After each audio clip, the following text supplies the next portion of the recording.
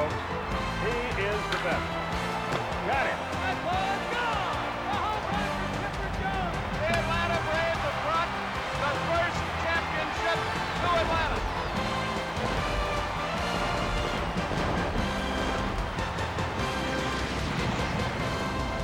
Hello again, everybody. Along with Joe Simpson, Skip Carey, welcoming you to another night of Atlanta Braves baseball. From the Olympic Stadium in Montreal, the game doesn't mean much, if anything, to the Braves. Boy, it means a lot to the Montreal Expos as they battle for a wild card berth. Yeah, it's getting a little tight right now thanks to a little help from the San Diego Padres. The Padres stumbled a little bit at home against the Colorado Rockies. They lost 2 games at home to the Rockies, and now as a result, Montreal took 2 out of 3 from Philadelphia and moved to within a game of the Padres for that wild card spot. So now we talk about what the Braves must do tonight. Bobby Cox doesn't owe the Padres anymore, does he? As far as I know, he wants to try to win this game, but he's got to get his troops ready. Yeah, Bobby's only obligation is to his own guys. He's got to get everybody finely tuned, if you will, and ready for the playoffs. Last year he did that in the last series at New York. Braves didn't win any of the 3 games against the Mets the last series of the year on the road, but it was because Bobby took his starting pitchers out after about 5 innings, put his starting lineup out there to begin the ball game, but after getting a couple of at-bats, he'd usually take them out and rest them, getting them ready for the start of the playoffs, which is the most important to his ball club. And I guess we have to remember the Braves did lose those 3 games to New York last year to end the regular season, came away World Series champions. We'll see how it works out this year, back with the starting lineups. Then the play-by-play story right after this.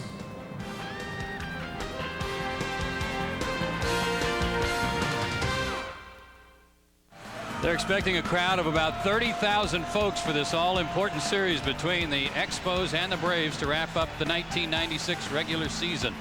Starting lineups brought to you by Miketon. Marquise Grissom will lead it off. Andrew Jones bats second. Chipper Jones hits third. Fred McGriff the cleanup hitter. Terry Pendleton will bat fifth, followed by Jermaine Dye, Javi Lopez, and Mark Lemke. John Smoltz will do the pitching, batting ninth. Defensively for the Expos, Henry Rodriguez in left field, F.P. Santangelo in center, Moises Alou in right. On the infield, Shane Andrews at third base, Mark Grizzolanek at short, Mike Lansing at second base, and David Segui is at first. Lenny Webster will do the catching, Jeff Fassero on the mound. Umpires for this series, Rich Rieker behind the plate, Tom Hallion at first base, Jerry Crawford at second, and Ed Montague will be umpiring down at third. And the first 3 umpires will be calling balls and strikes in this series. All 3 very good balls and strike umpires. As you can see, they have assembled at home plate to go over the ground rules one more time. A refresher course for Jim Beecham and the Braves as they return here for the first time since June. Braves are leading the season series 8 games to 2, and the Expos take the field. Atlanta won 2 out of 3 against Montreal here the last time they played. And as you know, in that big series in Atlanta recently, the Braves won 4 out of 5, including the last 4 in a row. If anything, the Expos had an opportunity on Monday to pick up a game on the Braves and on the Padres. As you see, Jeff Fassero beginning his warm-up tosses. They lost that last game of the series, even though the Braves didn't have a lot of the regulars in the lineup. Then they went to Philadelphia and lost there and had to really rally to actually come back and pick up 2 out of 3 against the Phillies in order to set up this series where they trailed the Padres by only 1. Jeff Fassero started the game on Sunday, the one that the Braves used as the clincher. He was opposed by John Smoltz on that occasion. He took the loss. Final score 8-2. He went 5 2/3 innings, allowed 10 hits and 6 runs, and that's been a rough start for him. As you saw his numbers over the course of the second half, he's been excellent. 2-2 over his last 5 starts. Especially tough on left-handed hitters. That's a reason that Ryan Klesko's not playing tonight. Left-handed hitters have not hit a home run off of Fassero since June 30th of 1994, and that was Barry Bonds. A huge crowd here. That's great to see. This franchise still really struggling, and if they don't make the playoffs, we're told they're going to have to cut the payroll further. So these are very, very crucial games in a lot of ways for the Montreal Expos. Marquise Grissom, one of the players they had to deal away because of financial constraints, will lead it off for Atlanta against a crafty left-hander, Jeff Fassero. I am told that the Expos came home very fired up for this series, as they will need to be. lost 4 out of 5 to the Braves in Atlanta. They feel like they've got some work to do to gain a little respect back from the Braves, but more importantly, just to claim that wild card spot. They were fired up, and I guess so were the baggage handlers out at the airport. We didn't. Took us an hour to get our bags last night. Didn't get to the hotel till about 4:15. So Grissom leads it off. And the game is underway. A little low. 1 ball, no strikes.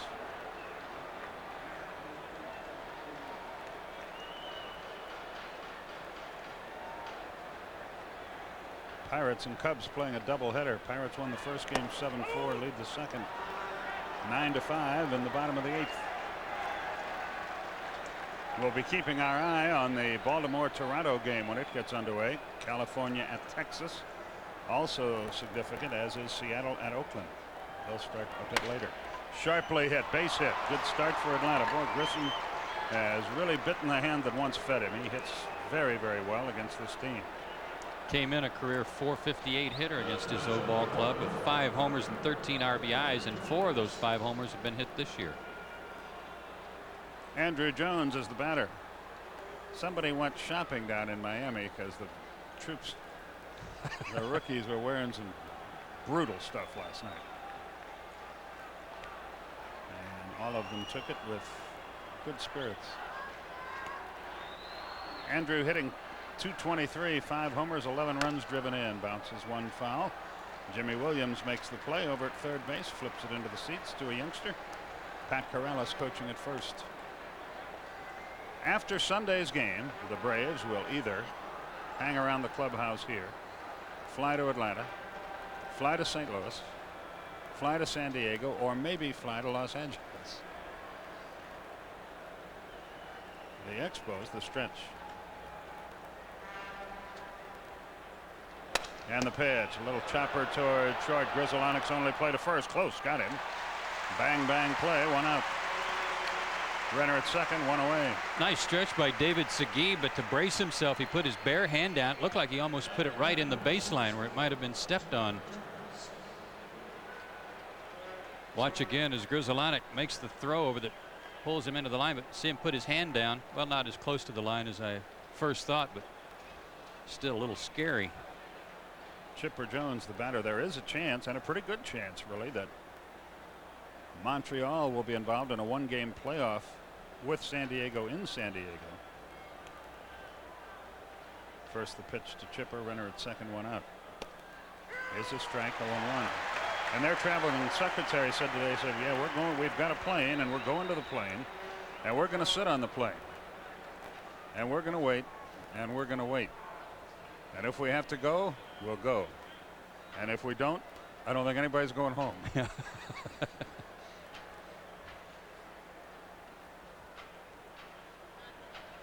Fassero bluffs towards second. Renner at second, 1 down.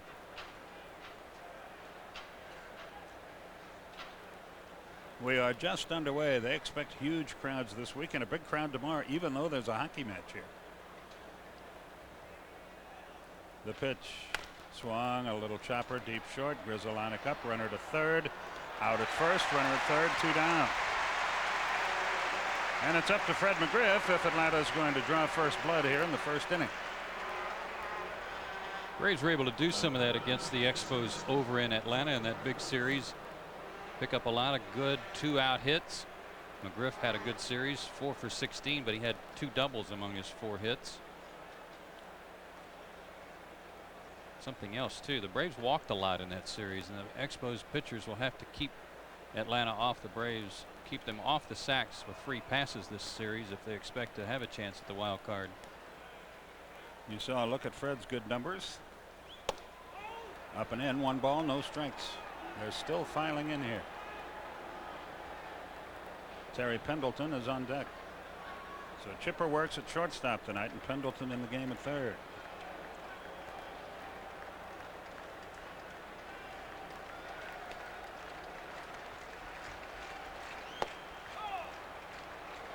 Two and 0. Didn't miss by much.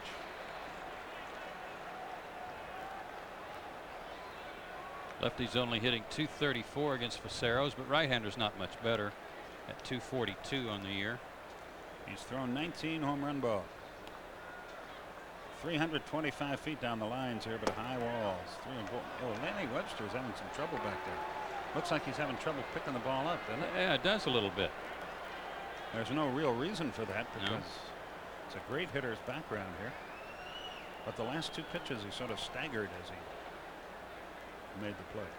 Fassero has an excellent split finger pitch, and maybe it's just moving more than usual. 3-0. Let's see how Fred plays it. Swinging. 3-1. And it's almost, it is fortunate that he missed, because that pitch looked like an off-speed pitch, and Fassero expected him to be swinging 3-0. Not a pitch that Fred could do much with.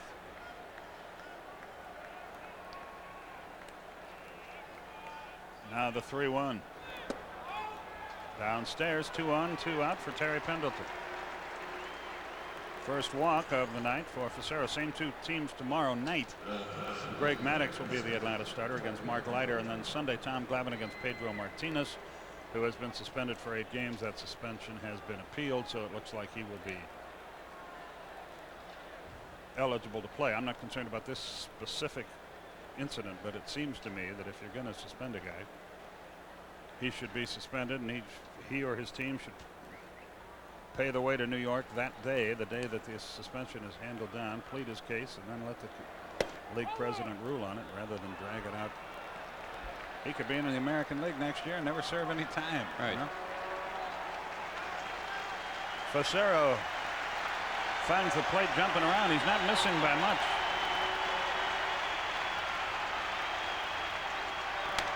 Line down the right field line, but foul. It's 1-1.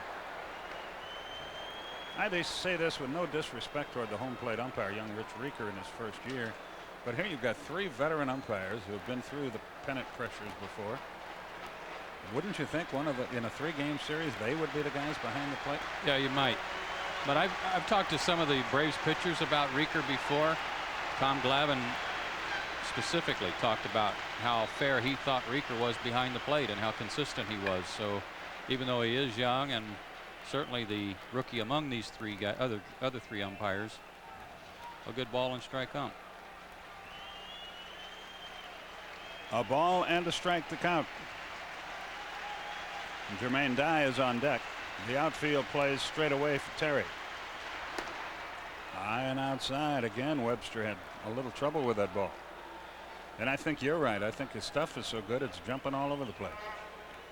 2-1. They had a tough road trip. They went 3-5 on the road trip, but before that, before they headed to Atlanta, they had won 10 of their last 11 here at home, and they are 49-29 on the year here. They love playing in this park. That's in there. 2-2. Boy, this crowd is into it. They got the air horns out like they do at the hockey rink. What do they call that beautiful new building? The Molson Center? Yes. An Ozzy Osbourne concert there tonight. It's a little different than the NHL.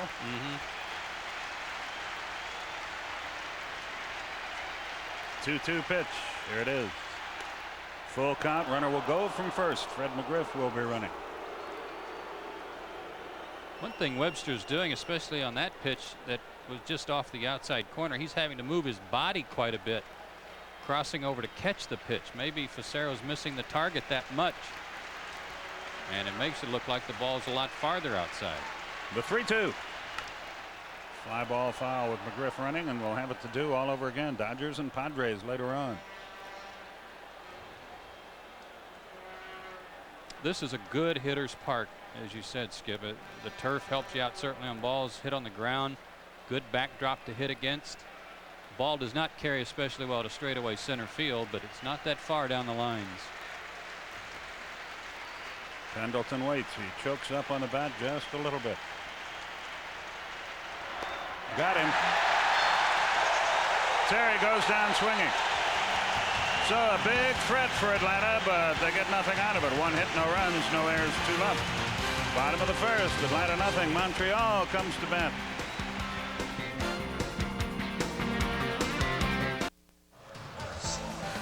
Here's Felipe Alou's lineup for game 1 against John Smoltz. It'll be Mark Grizzolanek, Mike Lansing, and David Segui in the first inning. Moises Alou, the cleanup hitter.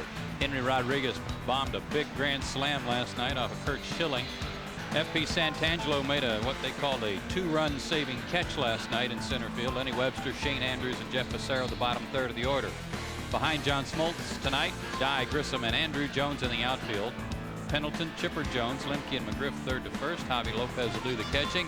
And John Smoltz makes his 35th start of the year, 6 complete games, 2 shutouts. He's 23-8, 1-0 this year against the Expos, and that was the start he made on Sunday when, as Greg Maddox said, he pitched a little league game. 8 innings, 10 strikeouts, and hit a game-winning homer. Off Jeff Fassero. So Mark Grizzolanek leads it off. 0-1 the count. I used to write his name the way it's spelled, then I wrote it phonetically. Now I just put a G down. I've given up. 1-1 the count. John, 248 and 2/3 innings, 195 hits, 83 earned runs, 54 walks, 272 strikeouts. Too short, should be easy. Chipper, hop, skip, and throw, 1 down. So Grizzolanek is retired, and Mike Lansing the batter. By the way, the team record for most strikeouts in a year by a pitching staff is 1,221, set in 1969 by the Houston Astros. The Braves have tied that mark. The next strikeout will set a new major league record. That 69 Astros staff, we had Phil Sivens, check, Larry Dierker, Don Wilson, the late Don Wilson, Denny LeMaster, Tom Griffin, and Jim Ray in 13 starts struck out 115. Wilson with 235 led the staff. 0-1 the count to Lansing, batting at 290, 11 homers. They play him around toward right. He hits it around toward left. Pendleton unloads in a hurry, uses the AstroTurf, 2 down. That turf will speed that kind of throw up and help you on your way, unless you throw it too close to the first baseman. Yeah, you don't want to short hop him, but Terry certainly learned a few tricks when he was playing in St. Louis. So Smoltz gets the first 2 without difficulty.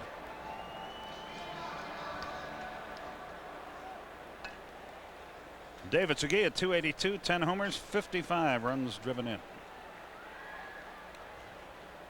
This guy's a good young player. He's been hampered by injuries this year, but he's still. Is he wearing spikes or tennis shoes? Expos all wear blue shoes, but Looks like tennies. yeah, he's got some white tennies on tonight.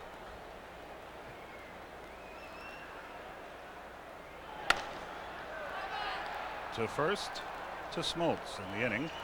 Quickly and easily over. 1-2-3, nothing doing. At the end of an inning, no score in Montreal.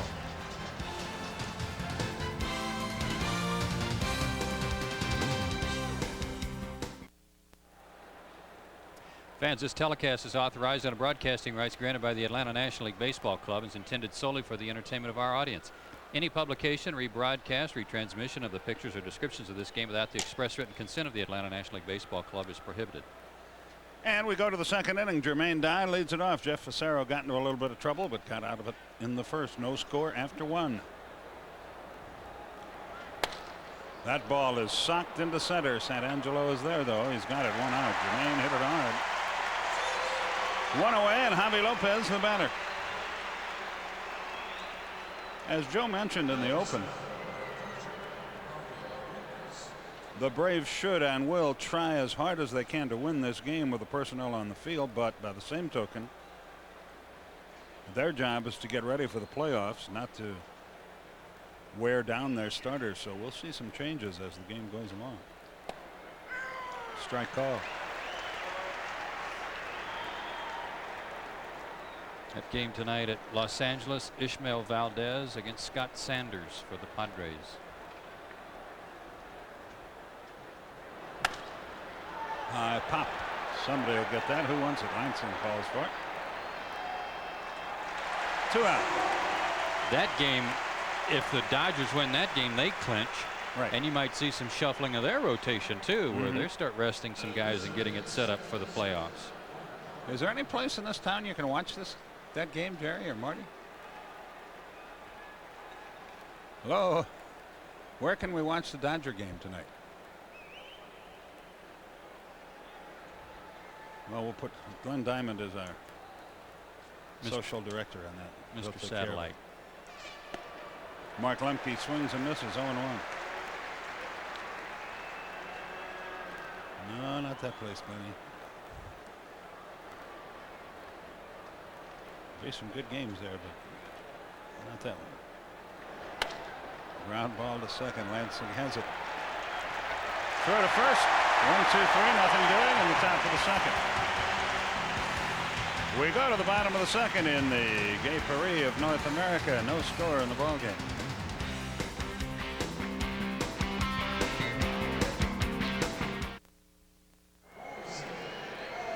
Before the Expos bat in the bottom half of the second inning, let's take a look at the Hardy's leaderboard. Tonight's subject, hitting home runs in different stadiums. Eddie Murray tonight playing at Sky Dome with the Orioles has a chance to take the sole lead in that category. There will be 33 different stadiums.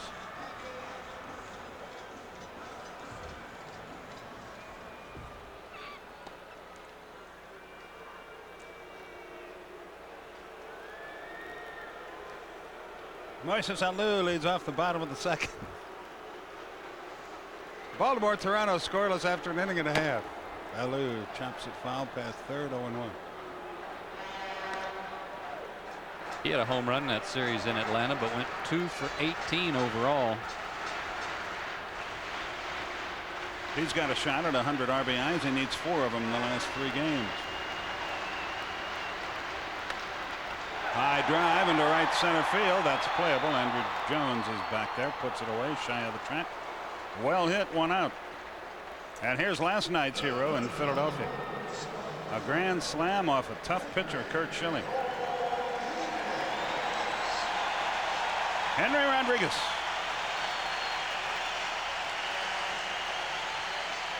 He hits one here. It's a diabetic nightmare. They start throwing those O. Henry candy bars on the field. He had gone almost 2 weeks without an RBI before the grand slam. High pop into short left field. That should be easy. Jermaine Dye over near the line. He's got it 2 down. He staggered a little bit but made the play. And F.P. Santangelo, the batter, he was the defensive hero last night for the Expos. And I like the way Felipe Alou described that catch. Called it a 2-run catch. Santangelo said today that he said, I didn't even know I had it until I stopped rolling. With all the statistics, perhaps too many, that are kept now in baseball, there's another one they could keep. You give guys errors on plays they should have made. What about the outstanding play that saves runs? Should you be rewarded for that? They have saves in hockey. Maybe they should have them in baseball. 0-1 the count. Santangelo's done a good job with the bat. 278, 7 homers, 56 runs driven in.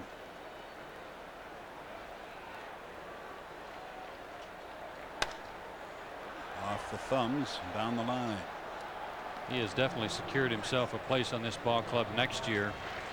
Felipe Alou calls him his grinder. It doesn't matter where he puts him. He does a good job. Played a couple of games at third base against Atlanta in Atlanta. And filled in great in center field when Rondell White was on the disabled list. A little bit high. 1-2. John would like to get that strikeout, get that record for the staff. He's yet to record a strikeout tonight. He has now. There you go. And the inning is over. And there's the record. 1-2-3, nothing doing in the second. Smoltz has set down 6 in a row. And at the end, 2 were scoreless in Montreal.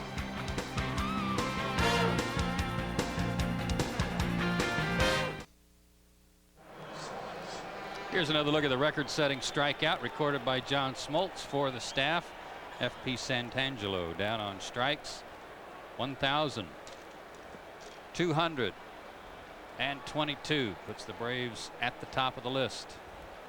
That's a major league record now. Houston did hold that record until just a minute ago.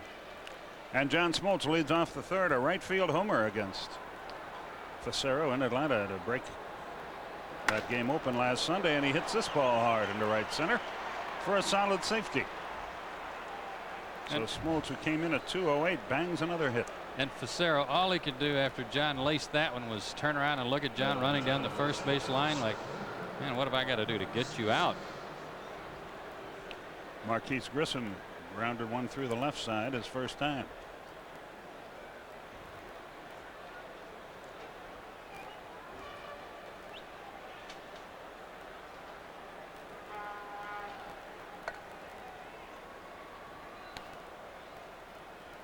Fassero deals. 0-1 the count. Skip, I don't know how many innings John Smoltz is going to go tonight, or Maddox tomorrow night, Glavine on Sunday, but if I'm Felipe Alou, I've got to try and play this game as close as I can for the first 5 or whatever innings those starters are going.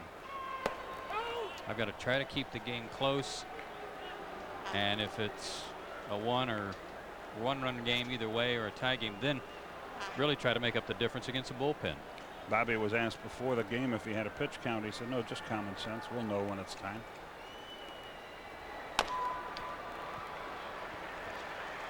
One and two the count. First playoff game in Atlanta is 4:15 Saturday. Tickets still available, by the way. Call Ticketmaster 249-6400 or 1-800-326-4000. Or go to the Gate G ticket office at the ballpark. Ground ball hit it for left field again. It just got under Grizzolanic's glove. He thought he had that ball, and he looks at his glove as if to say, how could you betray me? 2 on, nobody out. One reason is because he was still in the air when the ball picked up a little speed on its second bounce, picked up a little top spin, and shot by him. He certainly was there. He just didn't have it down in time, and the Braves with another good opportunity. See how they play it here with Andrew Jones, Chipper Jones, and Fred McGriff coming up. Segui plays behind the runner at first, which will give Grissom a pretty good lead. Smoltz, a really good athlete, runs quite well at second base. Andrew is hacking and missing. 0-1. I'm a little surprised he's not running here. He had a good series against the Expos, went 5 for 9, had a 4-hit game against Montreal, but since then 0 for 13, and part of it is right there. He's swung at a lot of bad first pitches. It gets him in a hole.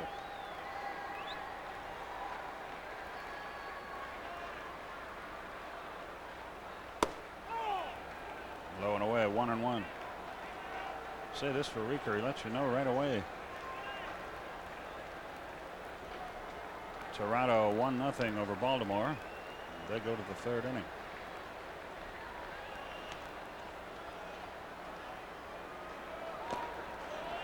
The Pirates and Cubs go to the 9th in that second game, tied 9-9. Hang in there, Dad.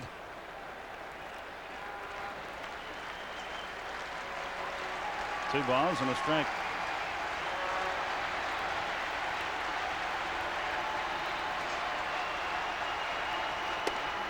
Got it by him. 2-2 the count.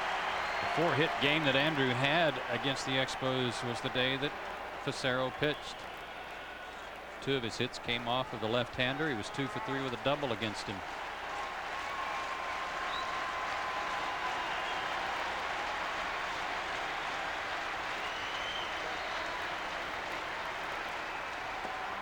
Whoa. Here comes a big early pitch in the game, 3-2. Do you send the runners with your pitcher at first base, or rather at second base? I don't think so. Bobby may play this pretty aggressive here since there's nobody out, but the way Andrew has been struggling, as much as he has struck out, that's a big chance. They're not running. Good thing. Second strikeout for Fassero, and now Chipper Jones needs to pick him up. Like a 3-2 breaking ball. Might have been out of the strike zone. Yeah, huh? might have been. Good pitch. Hardly blame him for swinging.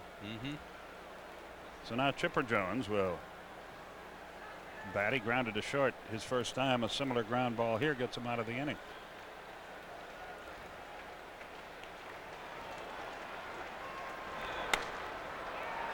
Pop, short right center field. That might be trouble. Lansing on the run. Can't get there. It's in for a hit, and the bases will be loaded. The other runners had to hold up, of course. Not sure whether or not the ball would be caught. It'll look like a line drive in the box score. They're loaded with one out. Lansing did all he could do on that ball. Another good pitch. Almost the same one that he threw to Andrew Jones, and this one just off the end of the bat, but out in no man's land. And John Smoltz having to make sure it dropped. Got a late start and only made it to third. The difference between a pitcher being a .500 pitcher and a guy who's going for his 16th win, as Fassero is pitching out of these jams. He got the big strikeout. Now he's got to get the ground ball. Fred McGriff walked his first time. They're loaded. There's one out. No swing, one ball, no strikes. Ed Montague made the call. Even the partisan Montreal crowd couldn't argue with that one. Jeff Juden heads down to the bullpen for the Expos. Again, Felipe Alou not taking any chances, letting this game get out of hand. Just missed.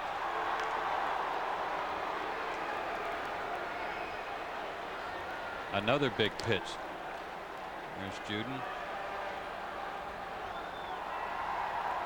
Speaking of big. You're right. Here's a hitter's pitch here. 2 balls, no strikes, bases loaded, 1 out, infield back.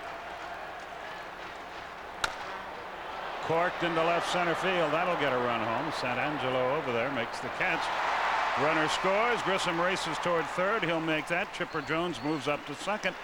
Sacrifice fly RBI McGriff, and now a base hit would score 2 more. Good job of running by both men to get that extra 90 feet. That's where you've got to subordinate your ego a little bit in the outfield. You'd like to think that you don't want guys taking the extra base on you in that situation, but you've got to keep that force play in order in a big game like this. You knew a run was going to score. What you didn't want to have happen was another base hit to score 2 more runs. And he saw Grissom tagging, thought he could throw him out, and all that allowed was Chipper to advance as well. And now Terry Pendleton, a strikeout victim his first time, comes to the plate. A deathly silence here in the Olympic Stadium.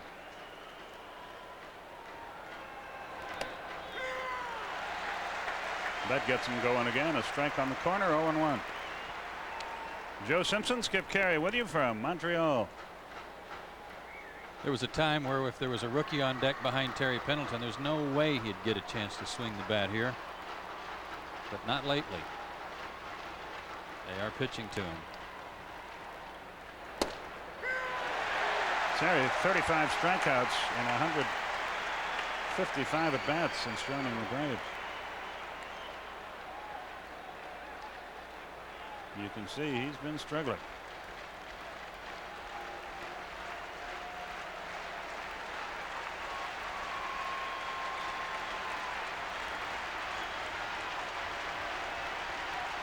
They've been getting him out with high fastballs, even though they're ahead in the count. Let's see if they take a chance and go up there against him here. And I say they, not necessarily the Expos, but the opponents.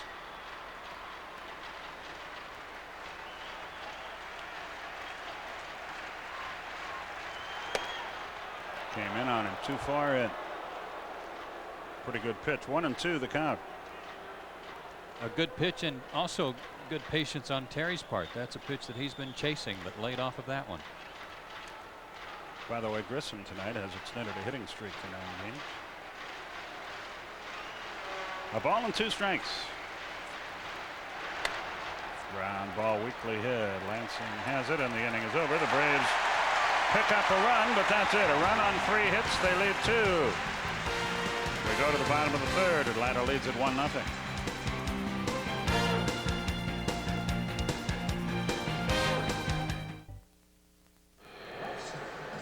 Give you an update on the Exit AR scoreboard. Game 1 of the doubleheader at Chicago, won by Pittsburgh 7-4. Brian McRae had 2 homers. They're tied going to the bottom of the ninth, 9-9 in Game 2.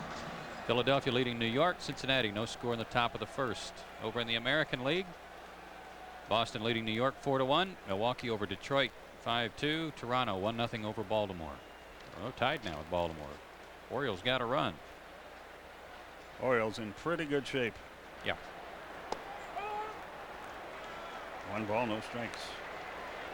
With 3 to go, they lead Seattle by 2.5, 2 on the loss side.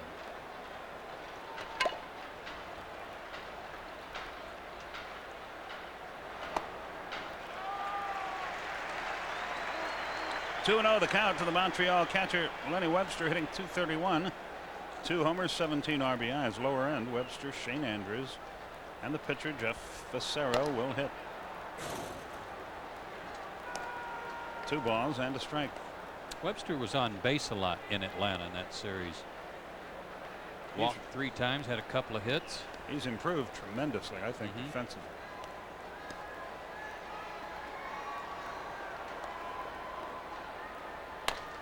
Up the middle, tough play for somebody. I don't know what happened to Lemke there, if he lost the ball or what. I think he decided to let Chipper have it because Chipper was going to have his momentum going to first, and all he served was a screen and blocked him.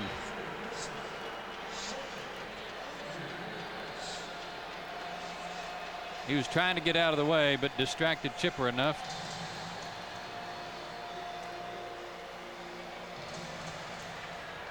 And it'll be a boot. An error on Lemke. So a potential tying run is aboard. Shane Andrews, the batter.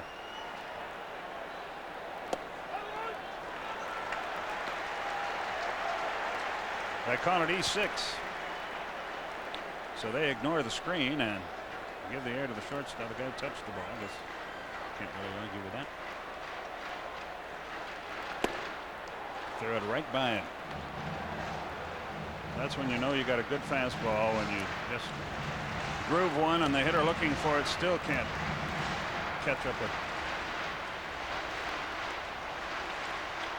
Set his career high in strikeouts with a great game here against the Expos in '92.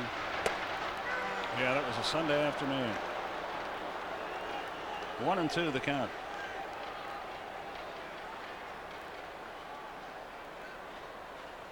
That was your first year with us, 92. Yes, it was.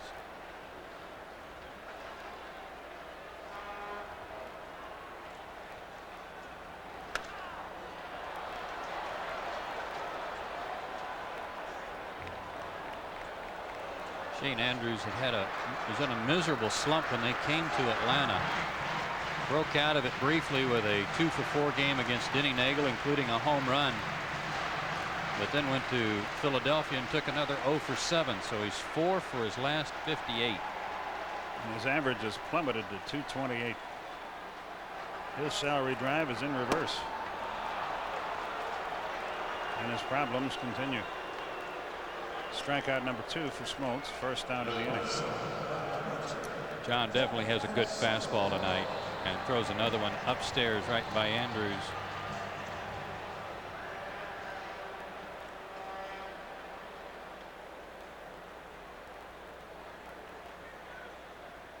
Fassero shows bunt, takes high, 1 ball, no strikes. Marquise Grissom, Jermaine Dye play him at Little League depth. A lot of room in right center and down the line. Now even more room in right center as they send Andrew Jones closer to the line. He does bunt, pretty good one. Smoltz takes a look, takes a shot, got him. And the runner is at first with 2 down. Give Javi Lopez some credit there too, because he had to be yelling right away where to throw the ball, because John never hesitated. Well, you mentioned that he's a good athlete, and every one of these Braves starters field their position very well. John became an infielder and made a nice relay from glove to hand to get the lead runner, and made a good throw as well. He got to the Tigers very late because everybody thought he was going to Michigan State on a basketball scholarship. He's an outstanding player. That ball's well hit into the alley in right center field. We got a tie game. Around third, they wave him. Here's the relay. The throw to the plate will be late. The throw gets away. The runner heads for third. Smoltz throws down there. He is out, and the inning is over. He is a good athlete, and a strong throw there to gun down Mark Grudzielanek. But Fassero scores the tying run on the Grudzielanek double. One hit, one run, one costly error, nobody left. At the end of 3, we're all tied.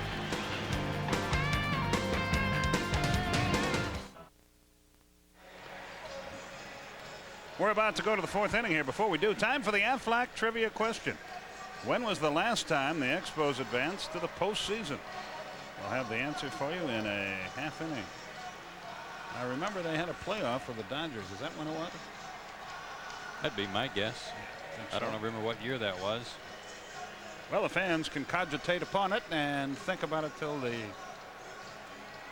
next inning. We go to the 4th, and here with the play-by-play story, one of the great cogitators of all time, Joe Simpson. Man, I like that one.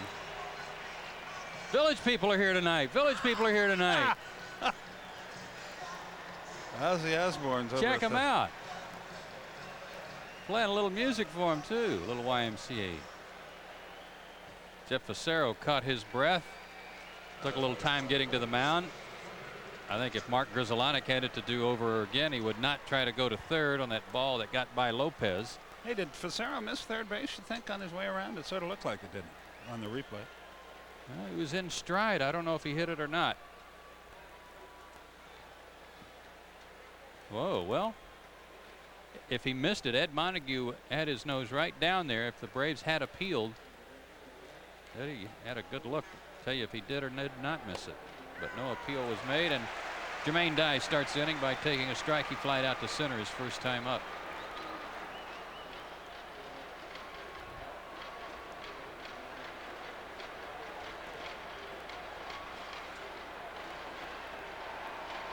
Lansing and Fassero confer.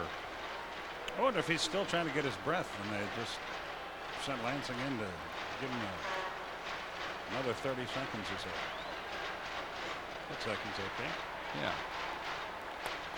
A lot better after scoring the tying run. Hit hard to third, but sure-handed Shane Andrews throws him out. As tough as times are for Shane Andrews at the plate, his defense has been terrific. And times are tough for Jermaine at the plate now. 1 for his last 16. And he's hitting some tough luck. Yeah, he has. Yeah, his first time up, he hit the ball hard to center field. Hit that one right at Andrews. And Javi Lopez, the hitter, popped to second his first time up, but has hit Fassero quite well in his career. 6 for 17 with a double.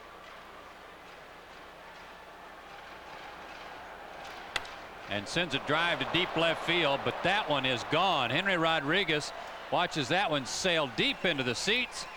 2-1 Atlanta. Javi Lopez with his 22nd home run, his 67th RBI.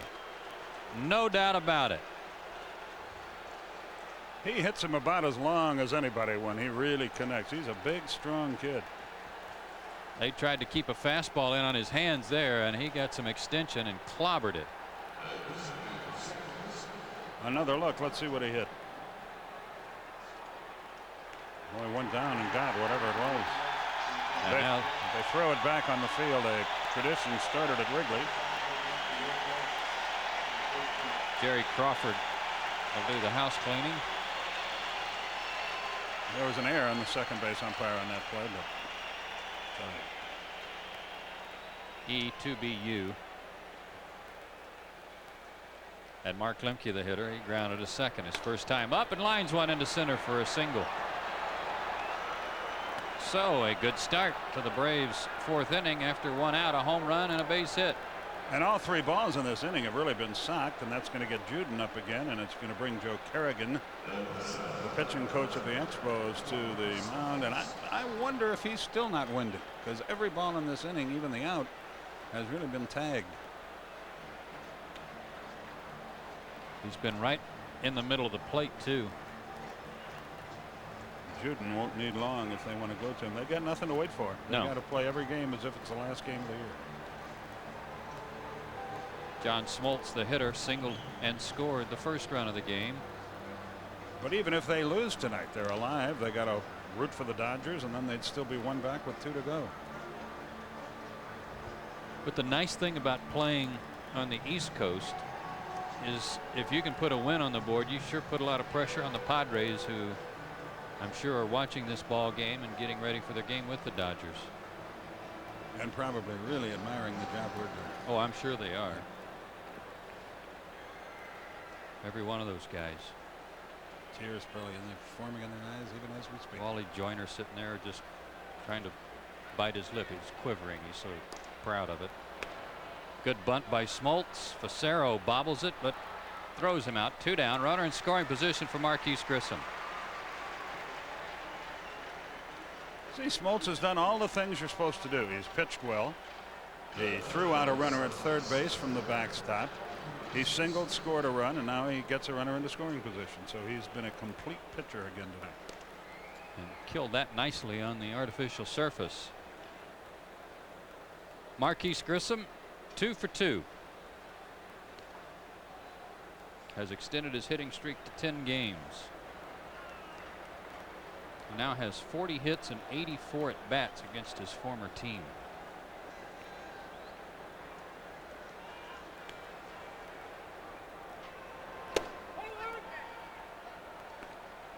Sometimes Rich Rieker scares the hitters to death because he really screams out ball. Normally an umpire won't say anything if it's a ball. He yells out ball, and I saw Lenny Webster turn around like, did you say strike?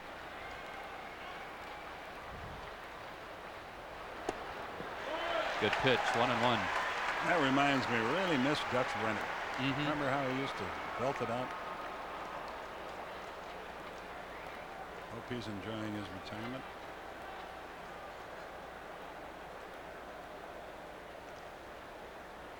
For Javi Lopez, the home run this inning is 22nd of the year, his 16th solo homer.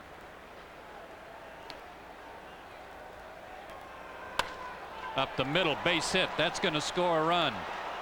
Santangelo over to cut it off. Marquise Grissom, 3 hits on the night. His 73rd RBI. He had 2 hits yesterday, and that's going to be it for Fassero. Again, talking about how important this ball game is. Felipe Alou is not going to take any chances of letting it get out of hand. It is now 3-1 Atlanta, and he's going quickly to the bullpen. Jeff Juden gets the call. Fassero exits, and we'll be right back.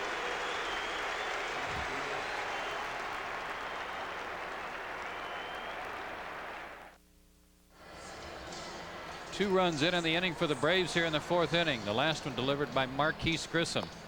His 73rd RBI overall on the year. 1 came as a pinch hitter, but 72 as a leadoff hitter, and that's in some pretty select company for RBIs by leadoff men since 1975. And he's not hitting, I don't think, in the position that he is best suited to hit in, but he's the best leadoff man we have. You put him down in the order, the way he hits the ball into the alleys, he's a 100 RBI man. No doubt about it.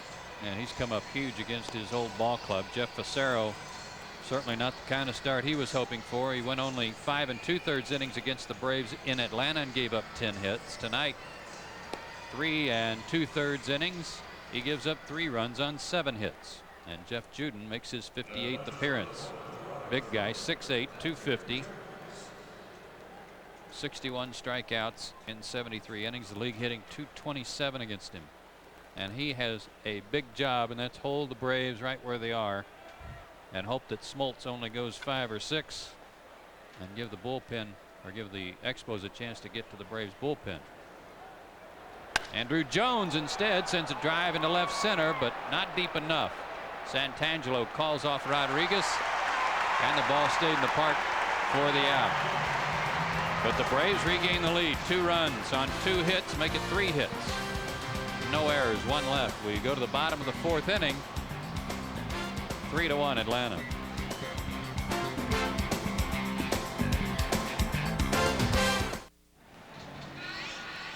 We go to the bottom half of the 4th inning. Mike Lansing, David Segui, and Moises Alou against John Smoltz. Lansing grounded to third his first time up. Takes a strike.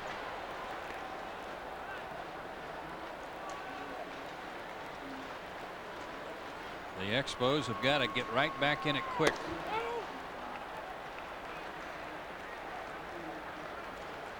Brady Anderson hit his 49th home run for the Baltimore run tonight, but Toronto now leads 3-1, still batting bottom of the third. Speaking of some leadoff RBIs, this one skied to center, and Grissom hauls it in, 1 out. And before the phone lines begin ringing off the hall, here is your Aflac trivia question. And the answer is 1981. That's a neat way to show it. It's the banner that's here in the ballpark. The signage, I should say, that's here in the ballpark.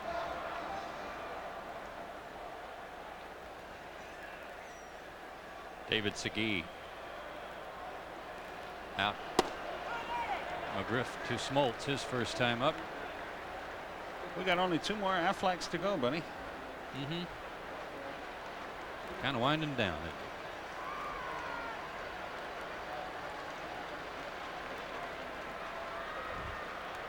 Of course, arriving here and getting to the hotel about 4:30, it's tough to be wound up.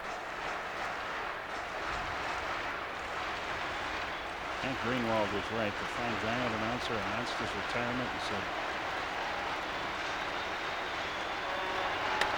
Lined past Chipper Jones, base hit.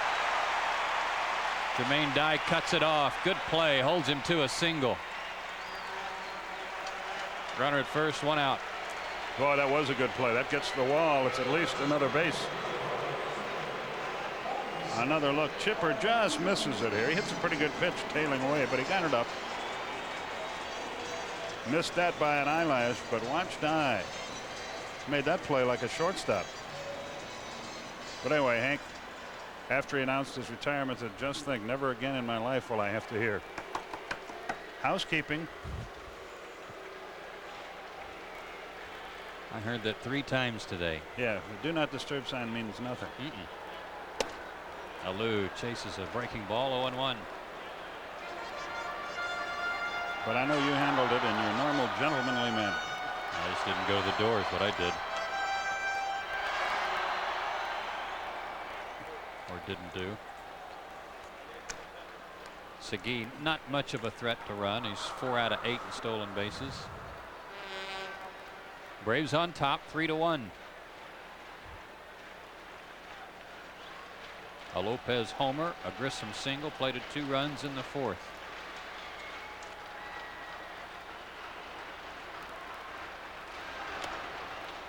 Alou again chases a bad pitch.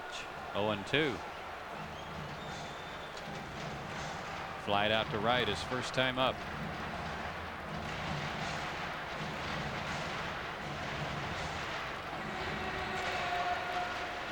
Big crowd here trying to help the Expos out.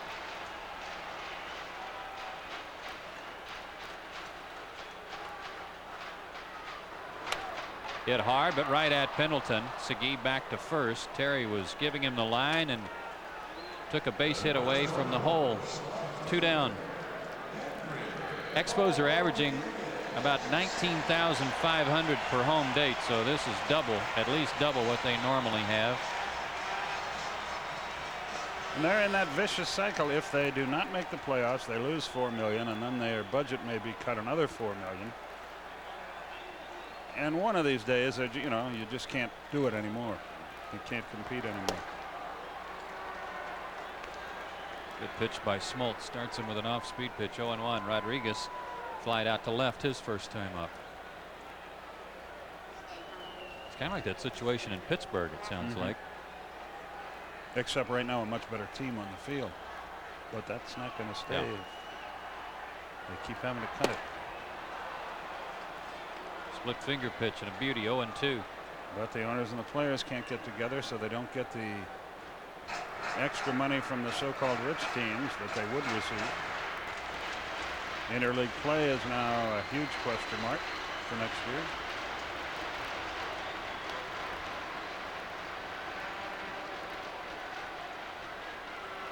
keep saying the same things, don't we, about that? It just never changes.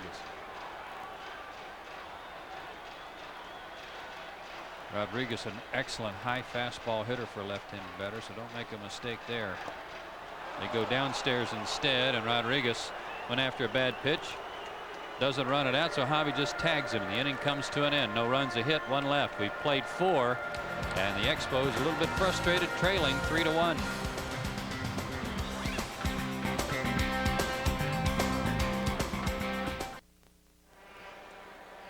Braves lead 3-1. We go to the 5th inning. Heart of the order due up. Chipper Jones, Fred McGriff, and Terry Pendleton. Chipper's 1 for 2. No, one of the things I've learned tonight, I learn a lot of things every day. Even when I don't have any idea what he's talking about, when he's speaking in French, I like their PA man better than that guy in Florida. I would go along with that one. Chipper takes a strike. Imagine the pain, the ear-piercing pain if you were in an enclosed area with that. Oh, it's bad enough now. But it runs a lot of people off.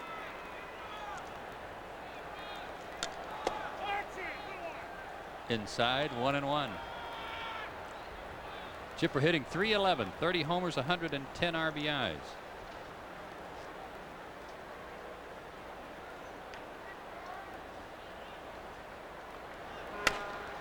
Hit hard down the third base line, backhanded by Andrews. Got him. Nice play. Juden throws hard and had that one practically in the catcher's glove when Chipper pulled it out, slapped it in fair territory.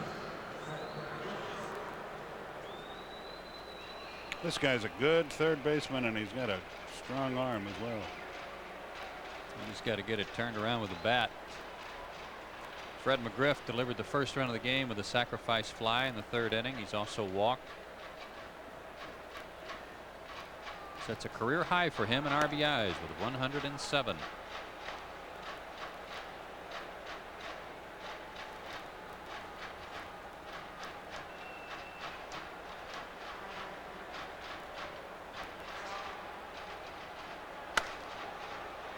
Juden fires a fastball that almost gets by Fred, and he sends it down the left field line, and a nice play by Henry Rodriguez.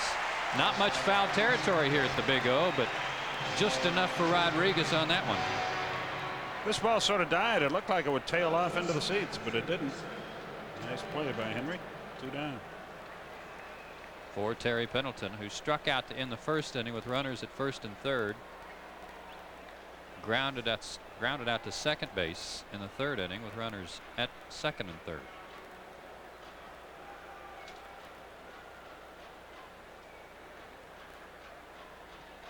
And he takes a strike. And one of the things Bobby's got to determine in this series, Skip, is who's got the hot hand. Is he going to play Blauser at short and Jones at 3rd, or if Terry gets it turned around, leave Chipper at shortstop? He's also talking about his roster. He's agonizing over the final spot.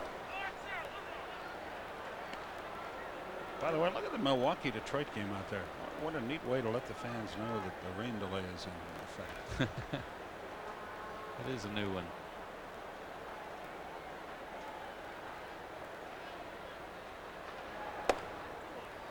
Two and 1 to Pendleton.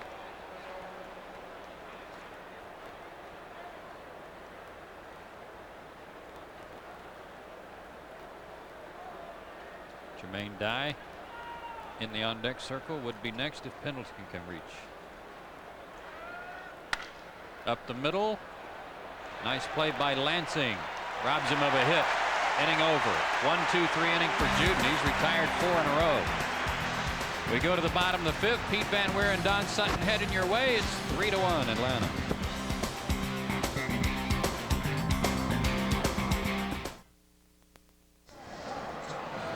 FP San Angelo will lead it off for the Expos here in the bottom of the 5th inning, and a lot going on tonight, Pete. We'll talk about it a little bit, but for John Smoltz, some things very special could happen. First pitch to San Angelo is a strike, 0-1. It has been some year for him. He's got a 14-game winning streak early in the year. That was the all-time Braves record. Set the Braves individual strikeout record. Was on the mound when the Braves set the major league record for strikeouts by a team pitching staff earlier tonight. And now he has a chance to win his 24th game, which would be a new Atlanta record as well. That's a pretty good year. Pitched his 2nd division clincher last Sunday. Just the kind of year. And hit a home run in that game. Ho hum. Have a year. On the ground toward Lemke. Down to one knee. There's out number one in the 5th inning. Who was it had the great line about him that day? It might have been. It was Greg Maddux. Greg Maddux. You got to tell the folks that in case they didn't hear it. That was outstanding. So that's the day you have in Little League. Yeah. Strike out 10, you win the pennant clincher, and you hit a 3-run homer. Ho hum. And everybody gets to go to Dairy Queen. So it's one of those great days. Here's Webster. He got on an error, got erased when Fassero attempted to bunt him over. Righty against righty. Smoltz misses low, 1-0.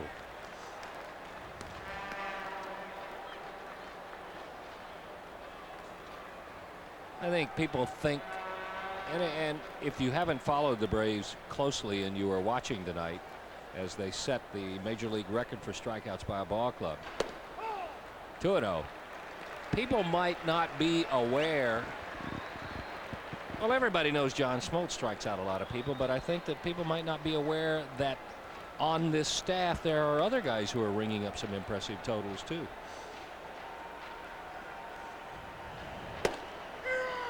Two and one. Well, you've got Smoltz with an all-time Atlanta record closing in on 280 now. You've got Tom Glavine 180 strikeouts this year. Greg Maddux 170 strikeouts this year. Mark Wohlers, how about Mark this? Wohlers 4 strikeouts away from 100, and he's a reliever. You know what, while you have that sheet there, though, it's 3 balls and 1 strike to count. While you have that sheet, look at the ratio of walks to strikeouts. Well, that's the impressive thing. Only 442 walks, and now 1,224 strikeouts. 3-1 is virtually unheard of for an individual, Right. but for a staff, it is completely out of the question to put that up there. I mean, it is unbelievable. Very impressive collection of very talented players. 3 balls and 1 strike to Webster.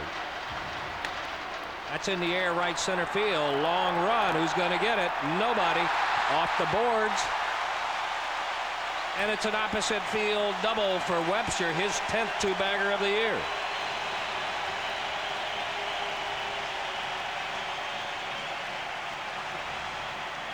And the doubles tonight hit by Grizzolatic and now Webster have been in almost the identical spot, dropping between Marquise Grissom and Andrew Jones, and one hopping the wall out there in right center. Cliff Floyd is going to pinch hit for Shane Andrews.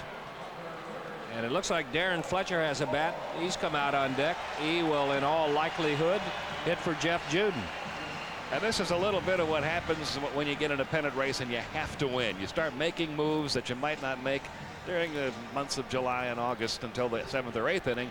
You start making them in the 4th and 5th innings. You've got to get back in the game before you can win it. Every inning becomes the bottom of the ninth. That's right. There is no way you can handle it any other way. You've never seen Floyd pinch hit for the number 8 hitter this early in a ball game. You might see this happen in the 8th inning or the 9th inning, but when you're in a situation where you've got a chance to score even just 1 run, to get 1 run closer, you've got to take advantage of it.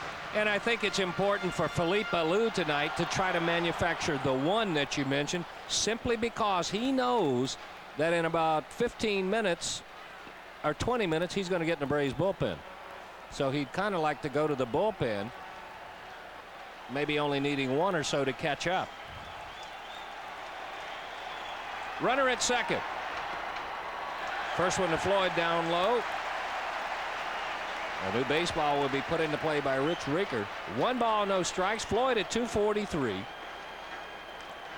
15 doubles, a half a dozen homers. 3 of those 6 homers have come as a pinch hitter. 10 out of 32 coming off the bench. Pass ball or a wild pitch, we'll have to see. That'll be a wild pitch. It bounced off of Javi Lopez, who tried to block it. Yep, down low. He blocked it all right, but he didn't keep it out in front. First glance, I couldn't tell that it had hit the plate over there, so Smoltz sends the wild pitch home, and the Expos have a potential run 90 feet away, and a hitter's count. It's 2-0 to Floyd. And the Braves bullpen up, Brian Klontz and Dean Hartgraves. Smoltz will work from the stretch. Into center field. It's going to hang up for Grissom. The tag. Is there going to be a play? Here comes the throw. That's a break for the Braves. Well, I think you can see Felipe Alou's upset, and I think you can blame that on his runner at third, Lenny Webster. If Webster goes back to the bag and tags up right away, he scores easily, but he broke. He thought the ball was going to drop. You're taught the first day of Little League to go back to the bag on anything hit to the outfield, because you can always score if it drops in, but you can't always go back and tag up. Now he goes back and tags, and it's too late. If he is standing at third base when that ball is caught, he would have scored. Here is the aforementioned Darren Fletcher pinch hitting for Jeff Juden. First pitch swinging, foul ball.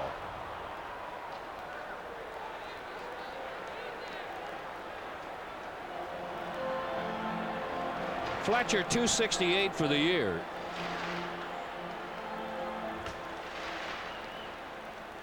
He has a dozen homers.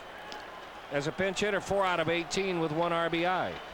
So John Smoltz trying to get out of this after giving up the 1-out double. He's working from the line.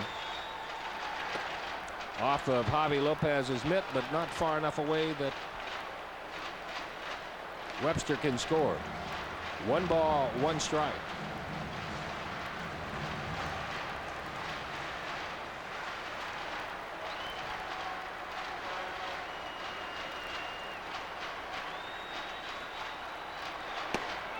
A little bit off the corner. 2-1.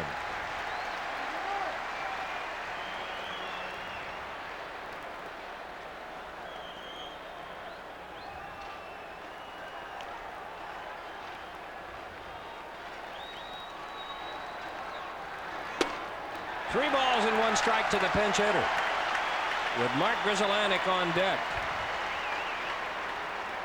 Grizzolanek already has a double and an RBI.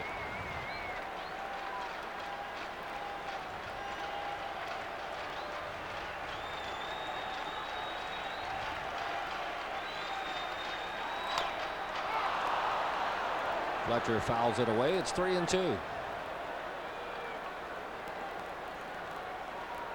One of the big difference in John Smoltz pitching this year and years past is his ability to use the forkball or the split finger fastball at any count. But it has been a good pitch for him against lefties. Would not surprise me to see him drop one on Fletcher here with the count 3-2.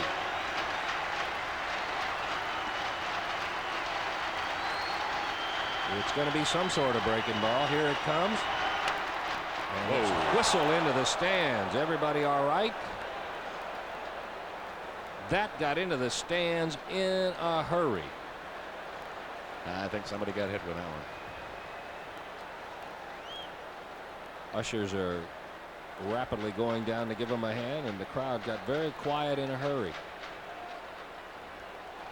Folks, if you're going to the game and you're sitting down low, it is not time for a social. Keep your eye on the ball game. Another 3-2 pitch. Good stop by Javi Lopez.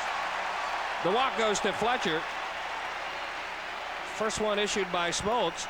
They're at the corners. Top of the batting order, Mark Grizzolanek, and he has become a pesky out against the Braves. He's become a pesky out against everybody. 201 hits now in the year. Before today, if I had asked you, if I'd said to you, Pete, there have been 2 guys with 200 hits in an Expos uniform, can you name them? Could you? I would have come up empty on both of them. So would I. Except that we read about Grizzolanek. Yeah, we knew about Grizzolanek. But Al Oliver, people forget how productive he was. He was a tough out and a good hitter. White has come on to run for Fletcher. So the Expos pulling out all stops.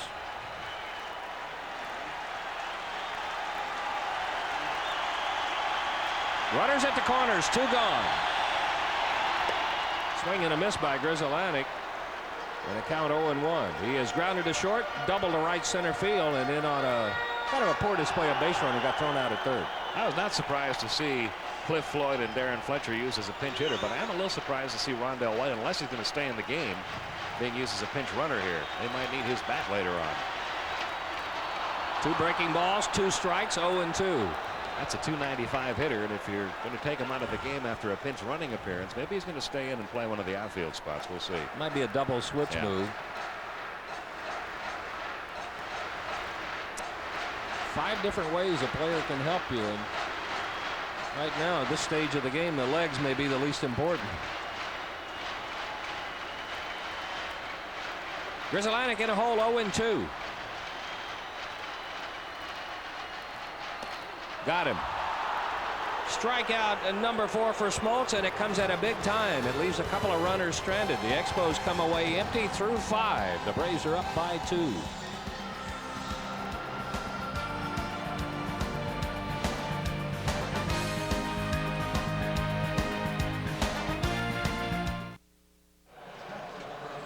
As we go to the 6th inning, time to take a look at tonight's Bud Light game summary. John Smoltz, another strong outing tonight. Probably through now after 5 innings. Jeff Fassero knocked out of there again by Atlanta. Second time that's happened to him in the last 6 days. Marquise Grissom continues his outstanding hitting against his former team, and RBIs tonight from Mark Grizzlanek and Javi Lopez as well. That's your Bud Light summary. Rodnell White stays in to play center field. FP Santangelo goes to third, and Felipe Alou goes back to the bullpen again. Third pitcher of the night is Barry Manuel. For Manuel, it'll be his 52nd appearance. He's 4-1, an earned run average in the 3s in 82 innings, 60 strikeouts. The league only hitting .222 against him, and Jermaine Dye will start it for the Braves in the 6th. First pitch swinging, sends it shallow center field. White will get broken in a hurry. 1 pitch, 1 out.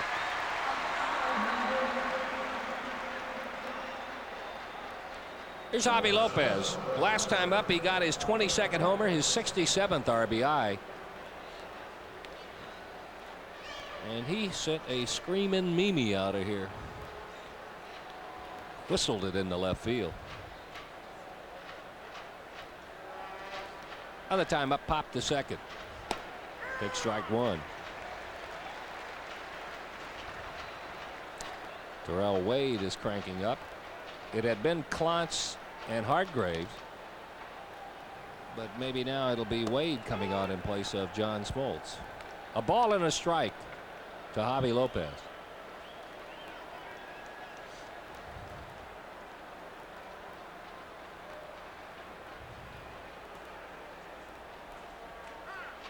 Too much time, so Lopez takes a little rest.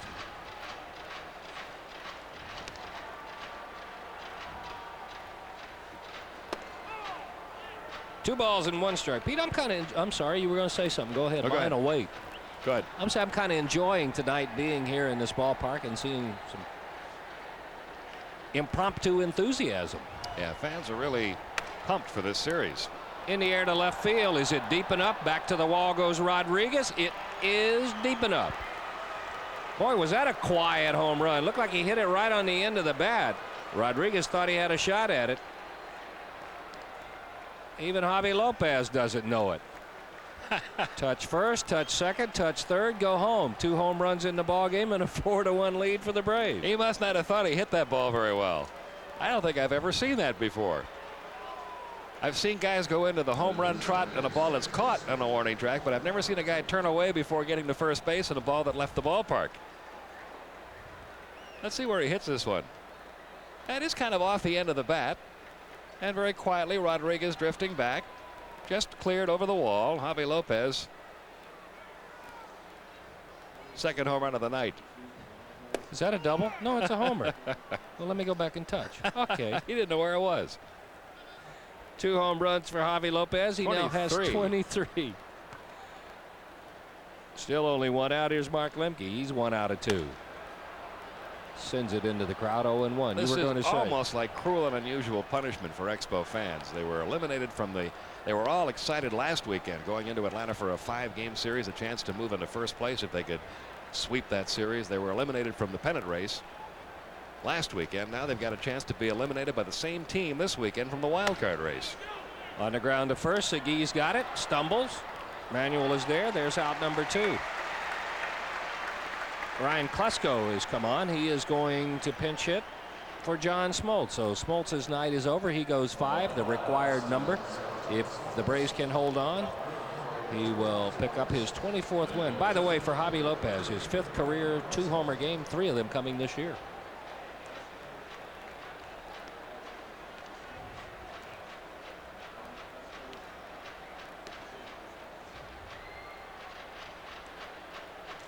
Klesko at 283. He has 34 homers. He needs 7 RBIs for 100. Sends the first one back into the crowd. Yeah, I think if you look up double elimination in the dictionary, that's not what the Expos people had in mind. That's got to be very frustrating for Expo fans and for Expo players and management alike.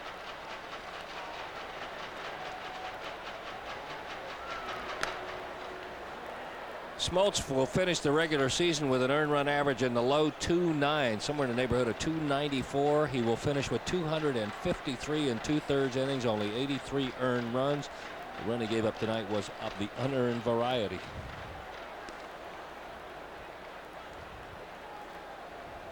And Bobby Cox breathing a little bit easier, a little bit happier. 1-2. He did not enjoy. He absolutely did not enjoy that trip to Florida. No, the team was kind of going through the motions, and he understood, you know, the little bit of a letdown after all those big games against the Expos and the clinching finally. See, his hat is set on straight. The bill hasn't been jerked around. The hair still nice, smooth, so it's been a good day. Better than the expression. It's 2-2. High in the air, third base side, near the bag. Santangelo wants it, and he's got it.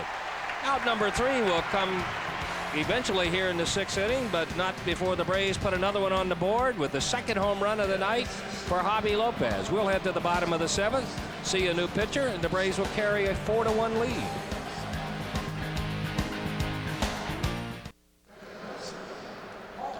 There's your score as we go to the bottom half of the 6th inning. Want to remind you to stay with TBS after the game. Dinner and a movie. Tonight, Paul and Annabelle are going to be cooking up one of our favorites, Kevin Bacon and Cheese Hush Puppies. We had some of those earlier. That's the movie that follows, Footloose, starring Kevin Bacon, coming up on Dinner and a Movie. Now, Bacon and Cheese Hush Puppies travel well. Yes, they do. So I can't see why those weren't sent up here. They would have had to clear customs, I know. Lansing, Ziggy, and Alou. Braves up by 3. Terrell Wade comes on the pitch. Hey, while I think of it, we're always talking about milestones in players' lives. We announce birthdays and we announce the birth of a new child.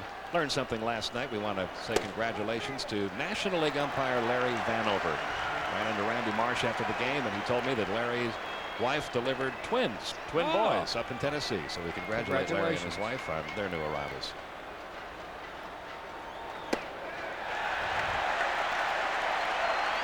Not exactly the way Terrell Wade wanted to start this one.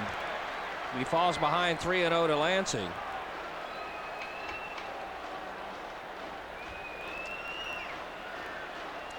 A little quick pep rally with Javi Lopez.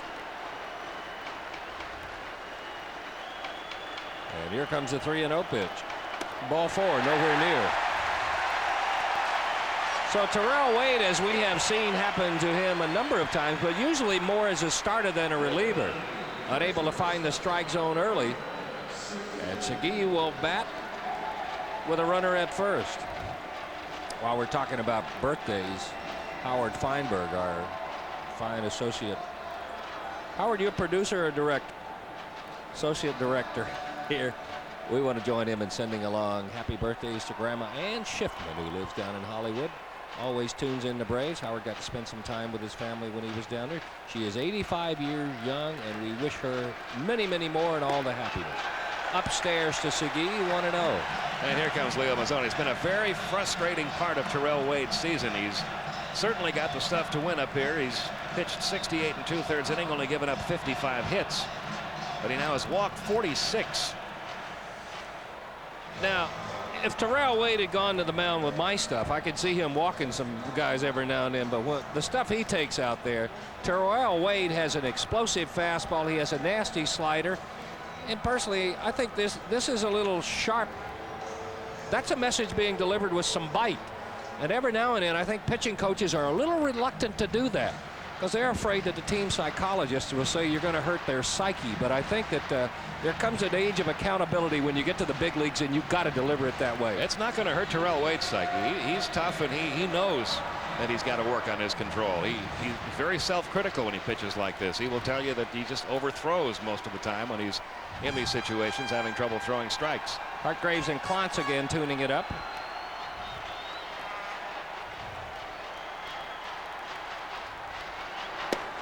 First pitch is a strike there after the little pep rally, and it's 1-1.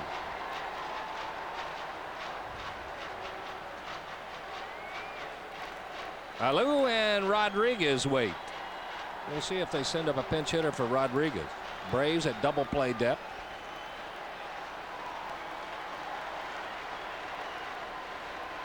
Wade sends Lansing scrambling back. You got to be alive because the Expos will run at almost any count, any time in the game. Lansing has been successful 23 times.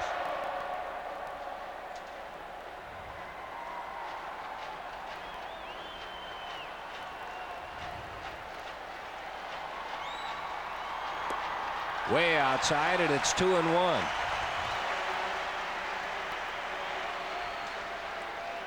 The league only hitting .224 against Terrell Wade. Speak told you better than a strikeout an inning. No wild pitches, so it's not like he's throwing the ball in the dirt and all over. It's just seems like it's up and away, isn't it? He just tells you he's just overthrowing. He's got to throw with a little more control. I don't mean just control getting the ball over the plate. I mean just control of his mechanics. I think if I were giving advice to any catcher handling Terrell Wade right now, I'd have him set up right in the middle of the strike zone, not on the corner until you get 2 strikes, but right down the middle. Maybe not even put up a catcher's mitt and say, you see this big chest protector, this big orange thing, bring it at me, big boy. Good pitch there. Back into the crowd, and it's 2-2. See, that shows you how lively his fastball is. 2-1, you know that's the only thing he's throwing for a strike, and even with a good fastball hitter like Segui, he's unable to catch up to it.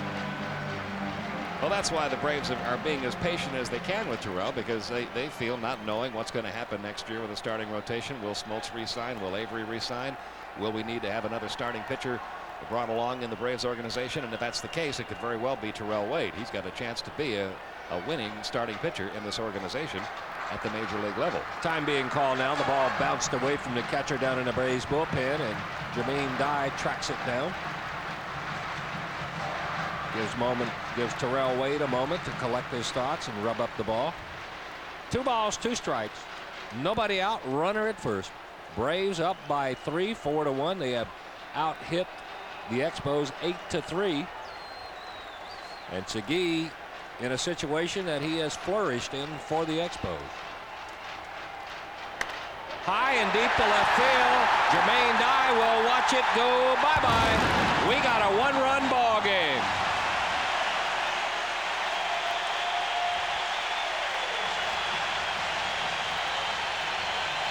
And this crowd tonight has been cheering without a lot of reason. Watch them go nuts as this game gets closer.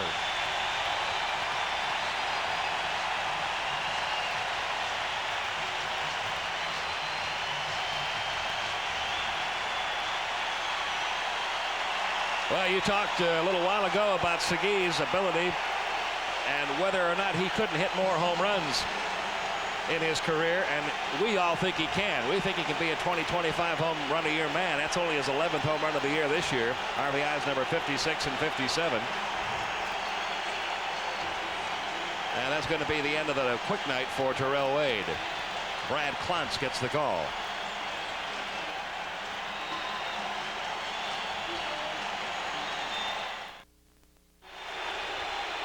All of a sudden, we have ourselves a 1-run ball game, and these Expos fans want a curtain call from Segui. They are still on their feet.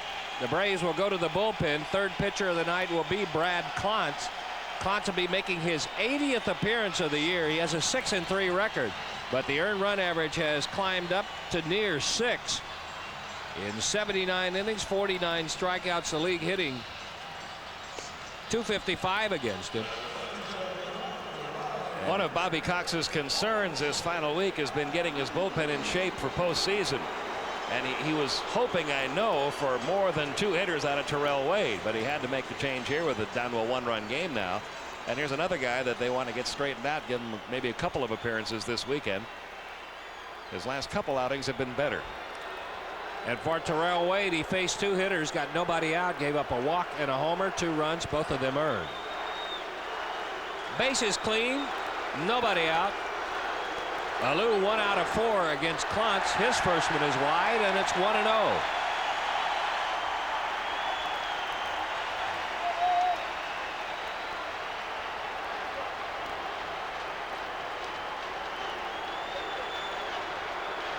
That was a 9th home run allowed by Terrell Wade. Klontz's second one is down low, and it's 2-0. 33,133 on hand tonight. One of the best crowds of the year here in Montreal. And they got themselves something to cheer about right now. In the air to right field. Jones almost in his tracks. And there is out number 1. And that will bring up Henry Rodriguez. Rodriguez was waiting in the on-deck circle, almost like he expected Bobby Cox to come out and bring in the lefty. Well, I'm sure he's been used to seeing that from his own manager, Felipe Alou, in situations like this, but he's got to understand that the Braves aren't in the pressure situation Montreal's in right now. They don't have to make moves like this at this stage of the game. It might surprise you to know that in 2 years now, since Brad Klontz has been up here a lot, this is the first time, according to our information, he and Rodriguez have gone against each other. And he sends the first one into the crowd. No balls and 1 strike.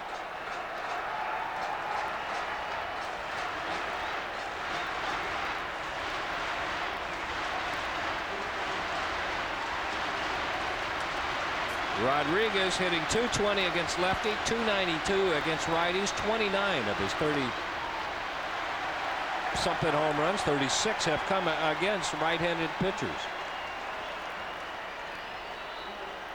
1-1.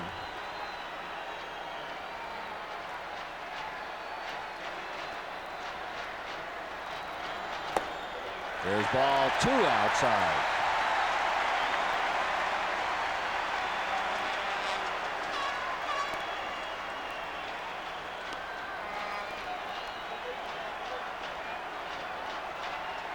I guess we spoke too soon about it being a good hat night for Bobby Cox to this point.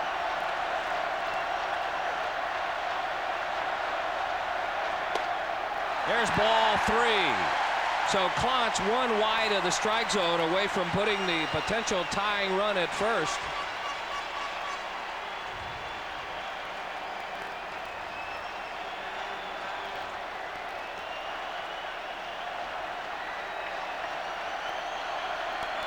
And there it is.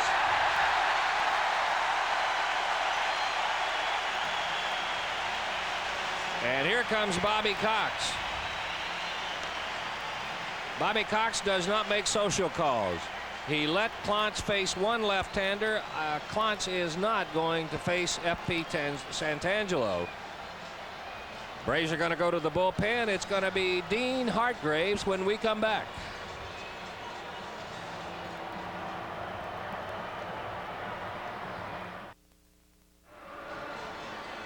Third pitcher in the inning, 4th of the ball game for the Braves. It's going to be Dean Hartgraves. There's a look at the left-hander. For Hartgraves, it'll be his 37th appearance, his 18th as a Brave. A look at his numbers. In 36 innings, he has struck out 28. He, too, has been bitten by the control bug. He's walked 23, but only 7 in 17 innings since he joined the Braves. The league hitting .244 against Dean Hartgraves. And it'll be FP Santangelo. And Bobby Cox and John Schuerholz alike very guarded about what they're going to do for their playoff roster, but I'm not so sure that final left-handed spot in the bullpen is set yet between Wade and Hartgraves. This could be a very important outing for them. We know that Nagel's probably going to go out there in the opening playoff series, and Steve Avery will be out there, but there's going to be one more, either Hartgraves or Wade, and that may still be up for grabs depending on how they perform. First time these two have gone against each other. Santangelo 0 for 2 tonight. The throw to first will send Rodriguez back. Listening to Bobby Cox on his radio show this afternoon, and a little bit of an education for me. I guess the roster does not have to be in place until noon Tuesday. So a little bit of time, and it's kind of like the last couple of days of spring training if you want to make this roster. Little looper into center. Nobody's going to get it. It's going to be a base hit for Santangelo. tying run in scoring position. Potential go-ahead run at first. Still only 1 out.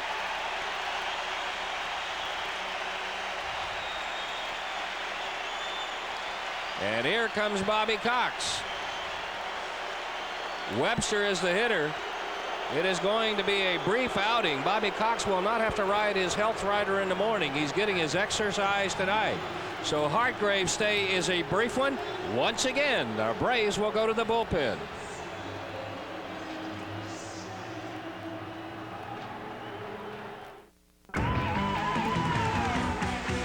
To get the most out of this Indy car, Patrick Racing put Scott Pruitt behind the wheel.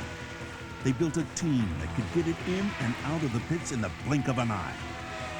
And they chose a battery they can depend on to get it started.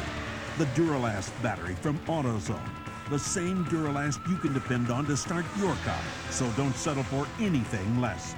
The Duralast battery. Power you can depend on.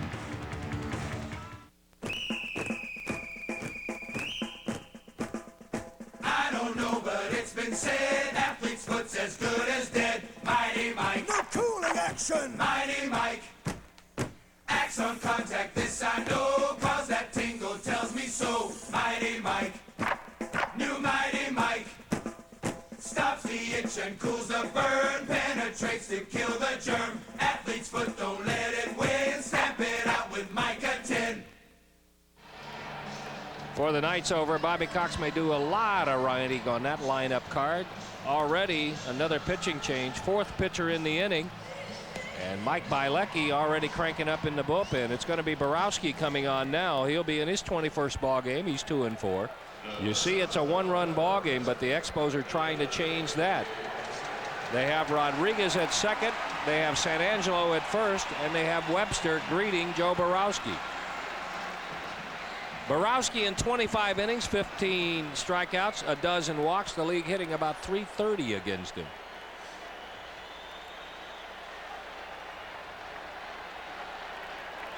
So the chess game has begun in earnest here in the bottom of the 6th inning. The Expos with 2 across. Webster, 1 out of 2. There's strike 1 from Borowski.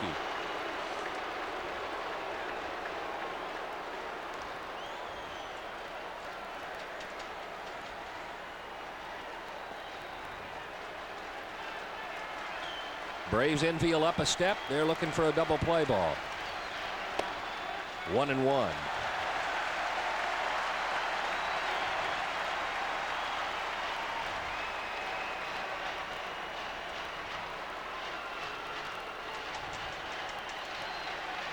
Borowski originally with the White Sox, traded to the Orioles for Pete Rose Jr., and he came over here in the Kent Mercker deal.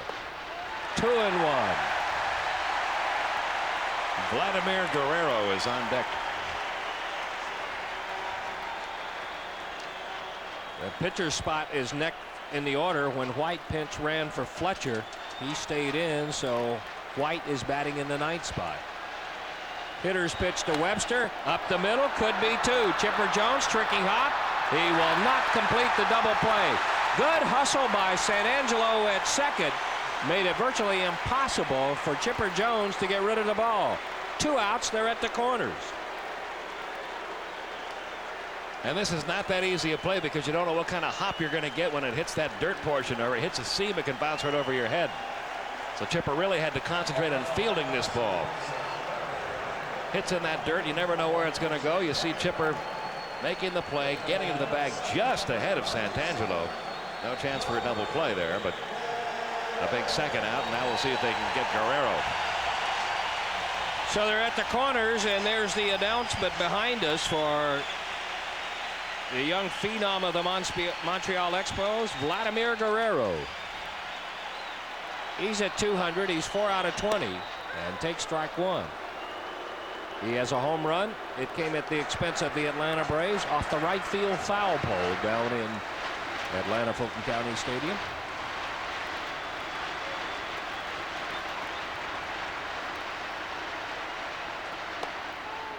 A ball and a strike.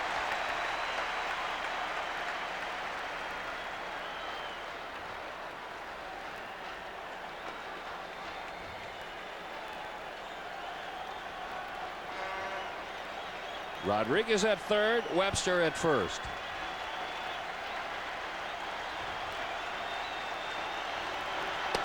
Swing and a miss by Guerrero, and it's 1-2.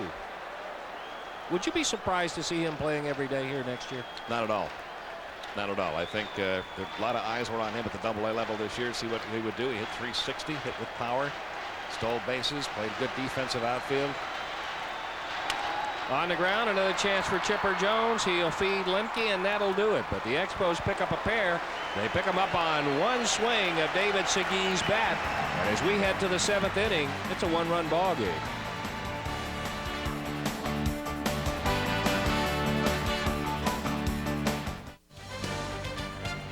Sunday night on the NFL on TNT, the New York Jets travel to RF Stadium in Washington to face the Redskins. Coverage begins at 7 o'clock with the Pro Football Tonight pregame show, followed at 8 o'clock by the game. Vern Lindquist and Pat Hayden will have it for you. Pete, I like our rotation, the way it's set up. Play-by-play versus the color, because now we go to the 7th, and Uget the 7th, and Uget Urbina. Oogie, as he's called by his teammates. He's become a setup man for Mel Rojas on this ball club after being a starting pitcher earlier in the season, making his 32nd appearance. He's 10-5, a .375 ERA. And he goes to work on the top of the order. Marquise Grissom was a perfect 3 for 3 on the night. Braves leading it 4-3, top of the 7th. And Urbina's first pitch at the knees for a called strike, 0-1. And every decision that the Montreal Expos make about players these days seems to be based on finance, especially if they have to cut their payroll again next year, which is a possibility if the Expos don't make it to postseason play. And already you're hearing them talk about bringing him back in this role next year. He'll make the minimum, or not much over the minimum. Well, they see him as a closer, I think, eventually. He started 14 ball games for him this year. There's a ground ball short. Rizalanic boots it and have no play, and safe at first is Marquise Grissom. First error of the night committed by Montreal, but unlike a lot of other teams who have a hole or two in their ball club, and you say, well, we'll see who the free agents are and who might be available in trades, Montreal has to look to youngsters. And one that fortunately they will have for them is Rizalanic. He is not going to make many errors like this, but boy, how about Marquise Grissom? He just rolls his bat out there. That's General Manager Jim Beattie. Rolls his bat out here, the ball hits it, and he'll get on base. Nobody out. Andrew Jones, the hitter. He's grounded out to short, struck out, fly to center. He's now 0 for his last 16. He needs a base hit. Takes a strike at the knees, 0-1. Urbina has such good stuff. His fastball is so lively, sinks so much. And I think if you're the Expos, what you want to see out of him is go belt high right down the middle. The movement will take it down low in the strike zone. At best, I think if you're a hitter, you're going to try to hit a hard ground ball off of it. Looks Grissom back to first. Real Cormier, a left-hander, up now in the Montreal bullpen. Every time I see that move, I think of Inspector Clouseau. Looks like trying to sneak around the corner. Here's the 0-1 now. It's low, 1 ball, 1 strike. I think of Pascual Perez, except sometimes he would peek between his legs. And around corners. 1 ball, 1 strike on Andrew. 4 runs, 8 hits for Atlanta, 3 runs, 5 hits for Montreal. Each team has committed 1 error. That's how Grissom reached. Over to first, Marquise back. Was he on the mound when Segui got his finger broken over at first base on a pickoff throw? Remember earlier in the year, Segui got hurt at first on a pickoff throw. I think he was. Might have been Urbina. He threw some low heat over to Segui. There goes Grissom. 1-1 pitch fouled off by Jones. 1 ball, 2 strikes.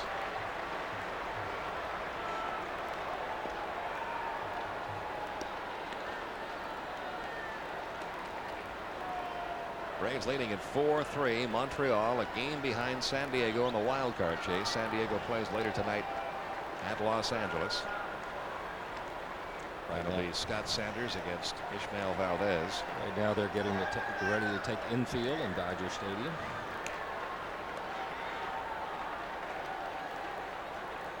Here's the 1-2 on the way. Struck him out. Andrews' struggles continue. First strikeout for Urbina, out number 1 here in the 7th.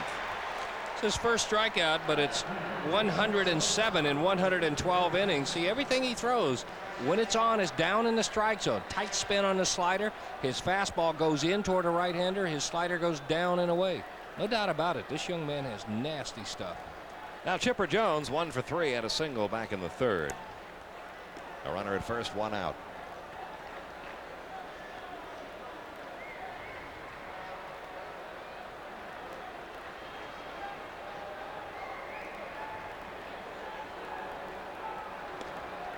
Segui does not look forward to that. No. He'd like to have him one of those Charlie O'Brien masks over there for these throws. Concentration level is good. Yes, it is. Not going to take his eyes off his pitcher. Not too much time taken. Chipper steps out. And Lenny Webster out to the mound. By the way, we'd like to say hi to Padres and the Dodgers in Dodger Stadium, because I have a feeling that both teams keeping an eye on this ball game.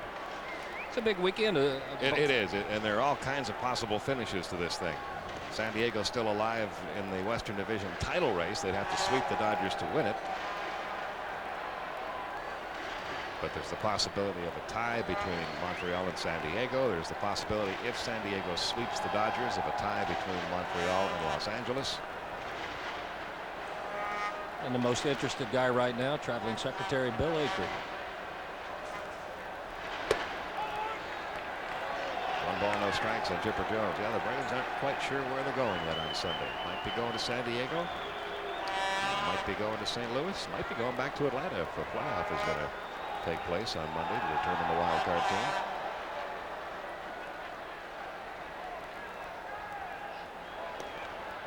Got him again. Yep. Got him on the thumb again. You could see Segui's face. Watch this. And if we stay with it long enough, the throw down, watch Segui. Great shot, guys. That hurt.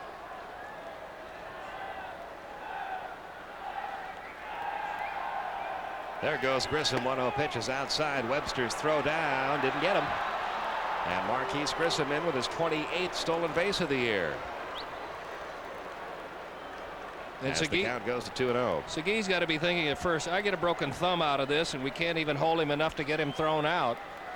Webster's throw right on the money, but the jump was so good by Grissom. Watch his slide go to the right field side, making it a little bit harder for Grizzleanic to tag him, even if he had come up with it cleanly. So Marquise gets himself in a scoring position with 1 out, a count of 2-0 on Chipper Jones.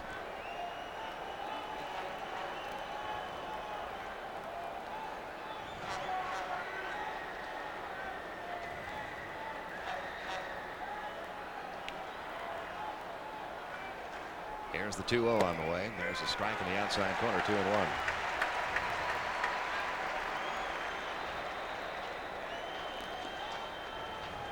But what a year for Marquise Grissom. 28 stolen bases now. He scored 106 runs, 207 hits, 32 doubles, 10 triples, 23 homers, 73 RBIs, 1 error. Well, he's a guy that doesn't get much publicity. He hasn't been seen coming out of Madonna's apartment. He doesn't drive fast cars. He just goes to work. He has a tremendous work ethic. There was a great article written about him in Atlanta recently about his objectives and his goals. He just says, I just want to do the right thing because it's the right thing to do. And what a tremendous guy to have on a ball club. Here's the 3-1 pitch on the way. Ground ball right side, base hit right field. Grissom will be held at third. Here's the throw by Alou, cut off by Segui, dropped by Segui. Now to second safely is Chipper Jones. A good cutoff by Segui might have gotten Chipper Jones caught, but he dropped the throw. I think he had him because Chipper Jones put on the brakes. He was going to stop and try to get in a rundown, but when Segui was unable to come up with it, ground ball right field. And that ball is hit so hard on the turf that Alou comes up with it quickly. His throw right on the money. Watch it, right at the chest of the cutoff man. But Segui was trying to watch third, watch second, and do all of that. He was unable to come up with it. And that expression right there, that motion told you everything. Real Cormier enters the game now to pitch to Fred McGriff.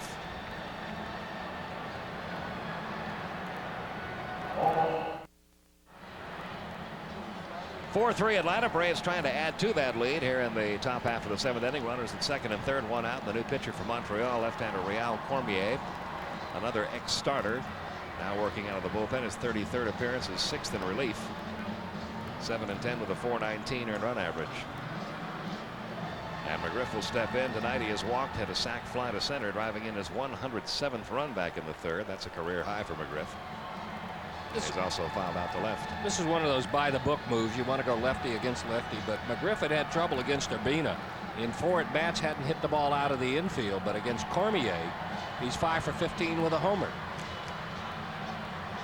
So we'll see how this matchup fares. It might backfire a little on Felipe Alou. We'll see. Second and third, one out. 4-3. Braves leading it. 9 hits now for Atlanta.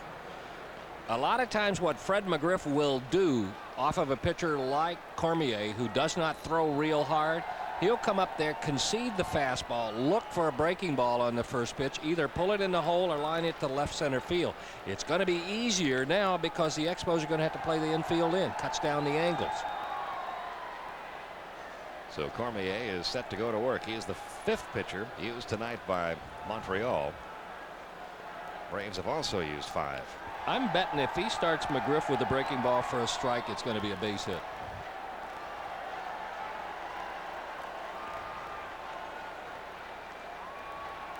So much for matchups.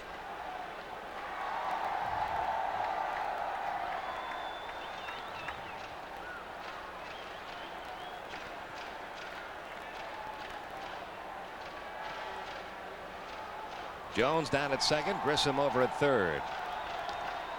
And Cormier and Webster can't get together. That doesn't make your infield happy. It doesn't make anybody happy, and I think it makes your job a little more difficult. You have a big task in front of you. You need to get out a tough hitter. Your infield's trying to stay on their toes so they can make a big play. And now all of a sudden everybody's got to rock back on their heels because you didn't get together on the signs the first time. So they'll try it again here.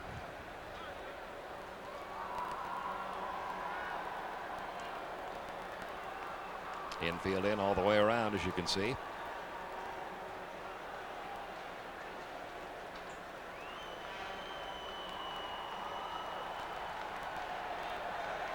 And the first pitch to McGriff is off the plate outside low, ball 1.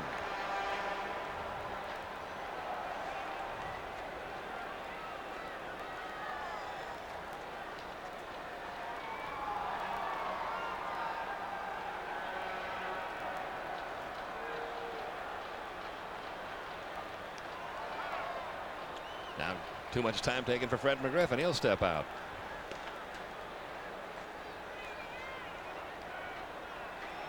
One ball, no strikes on McGriff. Here's what you get out of your infielders when you take all that kind of time. Hands behind their back, not on their toes. If you need a great play, it's going to be harder and harder to get it. Now the 1-0 pitch, and McGriff takes a strike in the inside corner. 1 ball, 1 strike. This is a key man in the game for the Expos. They have pulled back to within a run. A base hit here would open up a 3-run lead again for Atlanta.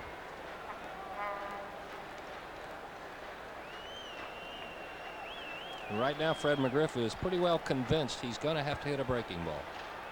It really doesn't scare him, though. It's not a sharp slider. It's a rolling curveball. Takes a fastball low and inside, 2-1. Showcase pitch. I bet you he won't see one in the strike zone to hit.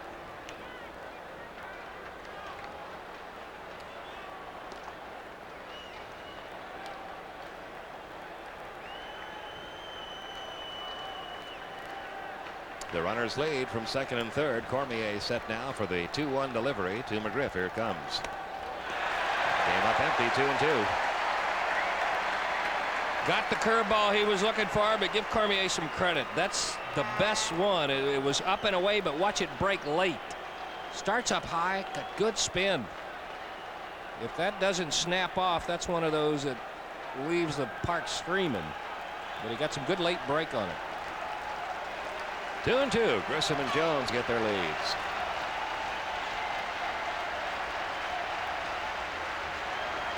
And the 2-2 pitch to McGriff got him. Cormier gets a huge strikeout for out number 2 here in the top of the 7th. And that'll bring up Terry Pendleton. All breaking balls, but he did what he has to do to a guy looking for them. He didn't make a mistake with it. Boy, did he put those in nasty spots. Looks like a strike. Good break. Late break.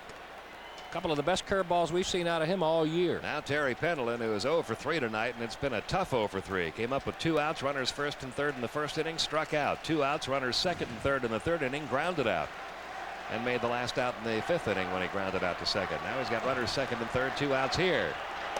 Takes a strike, 0-1. It would be a mistake if Pendleton gets a pitch to handle here. You've got a base open. You got a right-hander on deck. You have used up Ryan Klesko.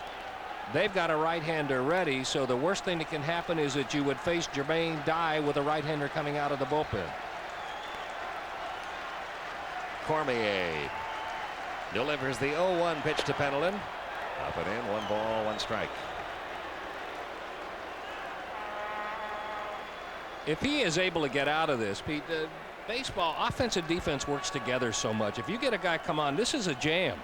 But if Cormier could come on and get the outs and not let a run score, that's a shot in the arm for the offense too. 1 ball, 1 strike, 2 outs. The 1-1. Little bouncing ball slowly out towards second. Lansing on to first. Got him. And Real Cormier plays the hero's role here in the top half of the 7th inning. Stranding Braves at second and third. Still a 1-run game as we go to the bottom half.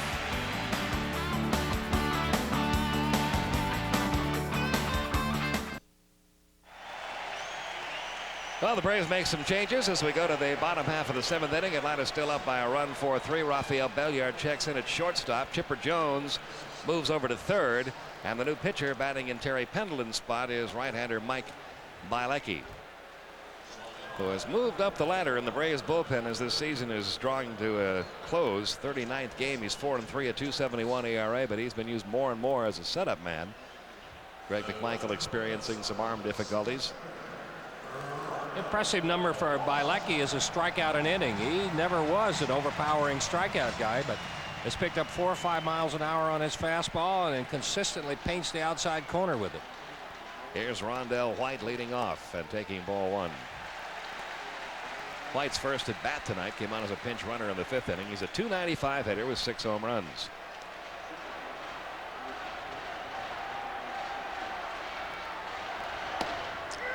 Strike in the outside corner. 1 ball, 1 strike.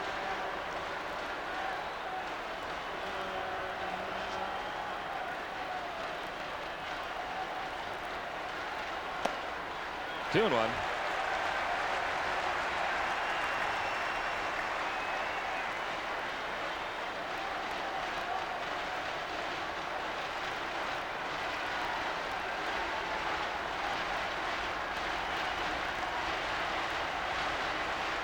Now the 2-1 pitch on the way, and it's fouled off Lopez to even the count. 2 balls, 2 strikes. Mark Grizzolanek will follow, and then Mark Lansing.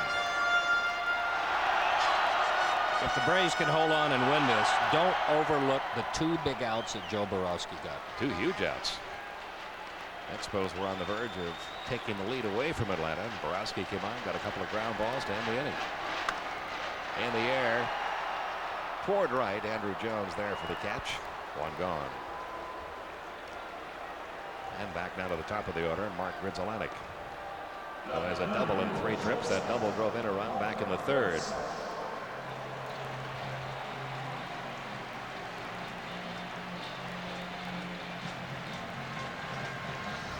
One out in the bottom of the 7th. You mentioned earlier where they had been hitting those doubles off of Braves pitching. Look where Marquise Grissom is stationed now with Mike Bielecki there. And this one driven down the left field line, but foul. And Grizzolanek dropped one between Grissom and Jones back in the 3rd inning for a 2-base hit. Same thing happened off Lenny Webster's bat in the 5th inning, so now Marquise Grissom cheating over that way a little. And even moving further over there right now. 0-1 the count on Grizzolanek.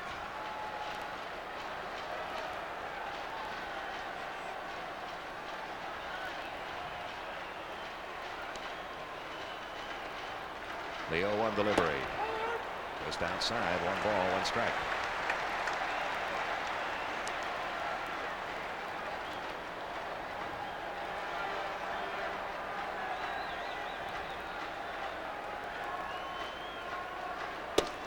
Outside corner with a fastball. 1-2. The count in Grids Atlantic.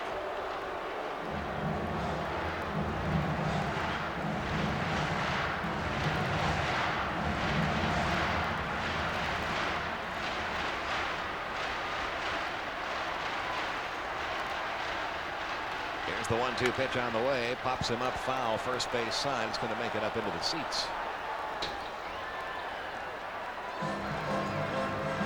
Still a ball and 2 strikes on the Expos shortstop.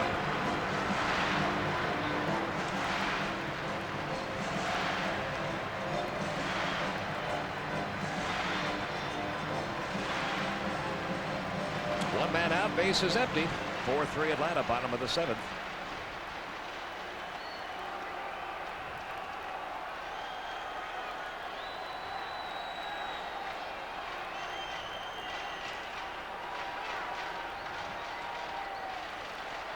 Javi Lopez wanted to set up with the count 1-2, set up the pitch to maybe try to get him out 2-2, but Bilecki wants to go away right now. Almost got him to chase that one. 2-2 the count.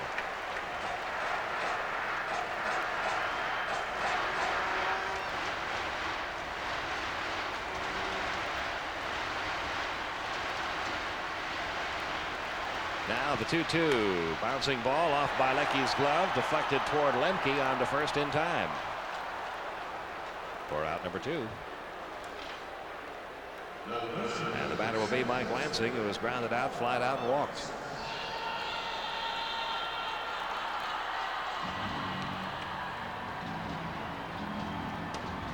Two outs, base is empty. Last 1-2-3 inning by a Braves pitcher was back in the 2nd for John Smoltz.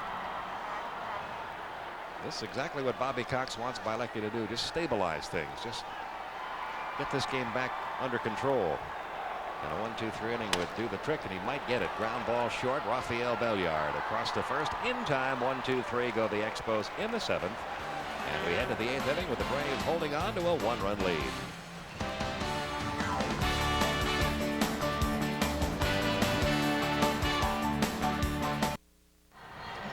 Let's take a look at our Delta scoreboard. They spent the whole day at Wrigley Field splitting a doubleheader. The Pirates taking the first one, and the Cubs winning the second one 10-9. Joe Baver picked up the loss in that one. Butch Husky has his 15th homer for the Mets as they lead. Cincinnati and St. Louis locked up in a pitcher's duel. Florida's Mark Hutton has helped himself with a homer. Leads at 2-0. San Francisco at Colorado just underway, a low-scoring affair, and San Diego at LA a little bit later on. Over in the American League, Nomar Garciaparra, his 4th home run of the year. Cecil Fielder his 39th. Milwaukee's taking an early lead over Detroit. Baltimore and Toronto. Baltimore trails that one 3-1. Chicago is leading Minnesota, a pair of homers, Durham and Tartable. Cleveland trails Kansas City. Sweeney his 4th homer. Texas now tied with California, and Seattle at Oakland, and you're up to the minute on your Delta scoreboard. Pete? We go to the 8th inning. Jermaine Dye 0 for 3 leads it off against the new pitcher, right-hander Mike Dyer. And Dyer's first pitch low and inside to Jermaine Dye, ball 1. Dyer's 69th appearance of the year. Pitcher number 6 used by the Expos. Braves hitting at 4-3. By the way, in that Baltimore-Toronto game, Brady Anderson hit a home run, his 49th. That ties the Oriole club record set by Frank Robinson back in 1966. A year you remember well done. Yeah, we made a breakthrough year in the major leagues. A brief stop. 4-game World Series. Let's see. I was in LA Wednesday and Thursday, or Tuesday and Wednesday, in Baltimore Friday and Saturday, and in Clinton, Mississippi, and Mississippi College on Monday. It was a short stop. That was a quick one. Here's the 1-1. Jermaine lines one up the middle, base hit. And a good start to the 8th inning for Atlanta as Jermaine Dye reaches off Mike Dyer. And the batter will be Javi Lopez. A pair of solo homers tonight for Lopez. He now has 23 on the year. And that home run he hit back in the 6th inning right now, the difference in this game. He continues to get breaking balls down and in the middle of the strike zone to hit. He is a good off-speed hitter. And people continue to try to trick him with what he's looking for and what he's good at hitting.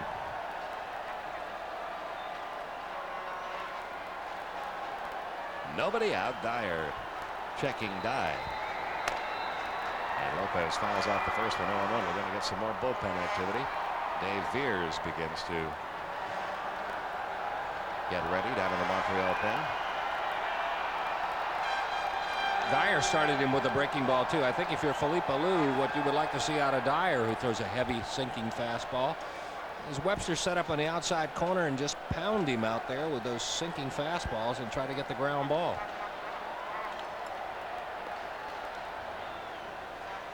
Here comes the 0-1. That missed inside.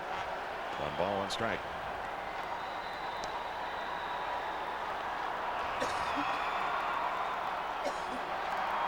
Pretty good finish for Javi Lopez. Remember the slump he was in August when his average took a dip down into the 260s.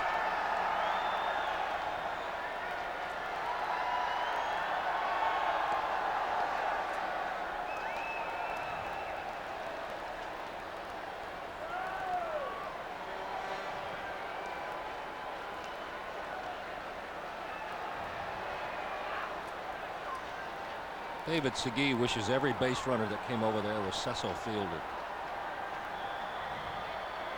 so he would have none of that.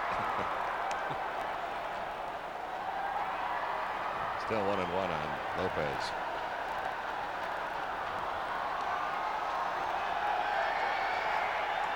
No offense, Cecil. I know you did swipe one this year.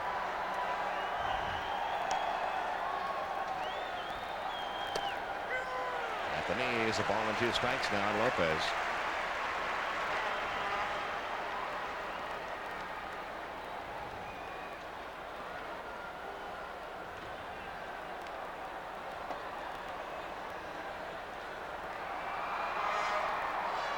Nobody out. 4-3 Braves, top of the 8th. And a 1-2 pitch on the way now to Lopez. Nope, a throw to first again.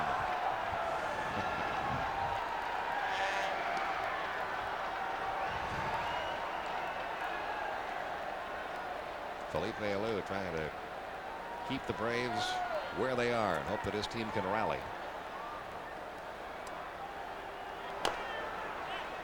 1 ball, 2 strikes. Good pitch. The Expos don't rally. They go home and root for the Dodgers the rest of the night. And to keep San Diego only 1 game up. Bigger the game and the closer it gets in the age that we're in now, the more you see managers making more and more of the calls and the decisions. When to throw over, when to step off, even calling some of the pitches. Become very hands-on. I have a theory on that. The rosters turn over so frequently now. A lot of these managers aren't sure what their players might do in a given situation. That's it for Lopez. Dyer gets him on strikes. Go to first, almost picked off Dye to complete a double play. 1 gone. It's about as well as we have seen Javi Lopez pitched all year long. Dyer just stayed right downstairs. Worst thing that can happen here is if the ball is hit, it's going to be hit on the ground. Look at the sink on that. That's diving down so much it's almost like a breaking ball. And Jermaine Dye, good quick throw here is going to get him, but to throw a little bit high and he is in barely by inches. 1 man gone now, and here's Lemke. Marcus 1 for 3. Had a single, came around to score back in the 4th inning. Taking ball 1.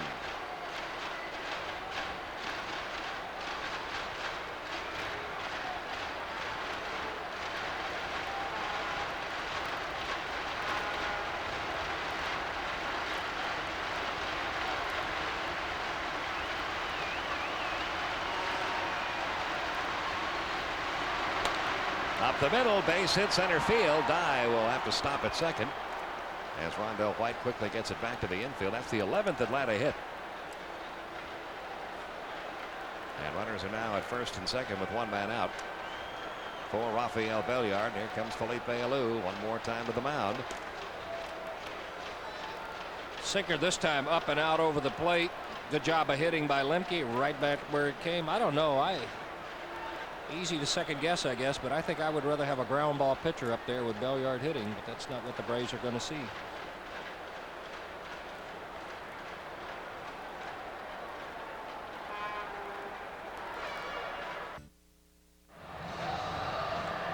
Still 4-3 Atlanta. Runners will be at first and second with one out for the 7th Montreal pitcher of the night, right-hander Dave Veers. He makes his 68th appearance of the year. Well, there was a time, and you'll remember this well, Don, when there might be 1 or 2 pitchers in the entire league that made 60 appearances in a year. Now every staff has 2 or 3. The age of specialization. There is almost like there's a pitcher for every hitter that you have on your bench. Especially in September with the expanded rosters. There's very little incentive for a starter to train or want to go 9 innings anymore. That's not what anybody wants. And with the right-hander brought in, Bobby Cox will counter with left-handed pinch hitter Luis Polonia to bat for Belliard. He has been red hot of late, as you can see. Up to 385 now for the year since the Braves re-signed him. And I think you can see some of the reason for Alou's move right there. He figures that Bobby Cox is going to go to the lefty. Polonia would have better success, I think, against a sinker baller than a power pitcher. 1 ball, no strikes.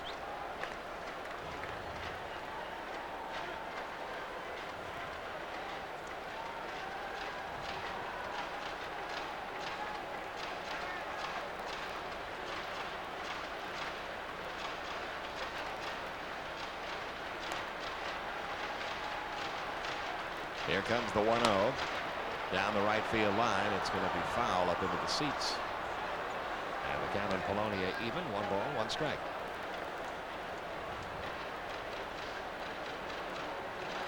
Braves had a 4-1 lead in this game going to the bottom half of the 6th inning. Montreal climbed back into it with 2 runs, and we still stand 4-3 in the 8th.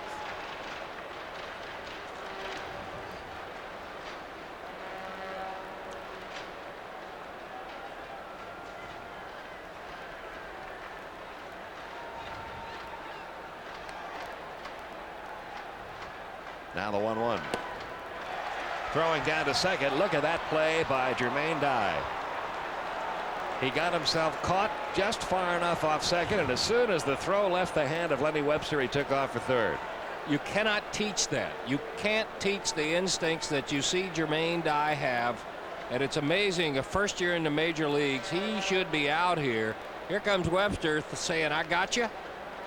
And without hesitating, watch this. What's this? He's got me. Up, I'm going the other way. Piece of cake. Good instinct. And a fly ball now means a run. 1st and 3rd.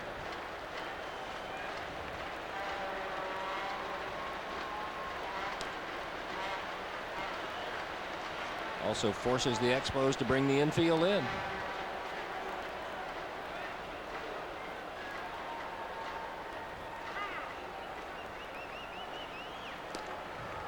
And now Webster and Veers will meet.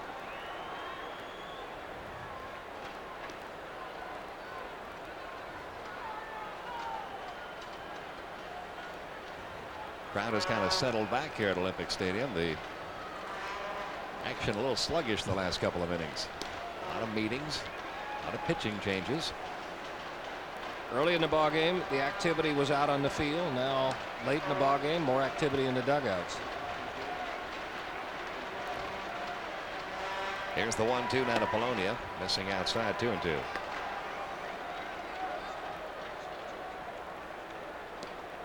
Marquise Grissom waiting on deck.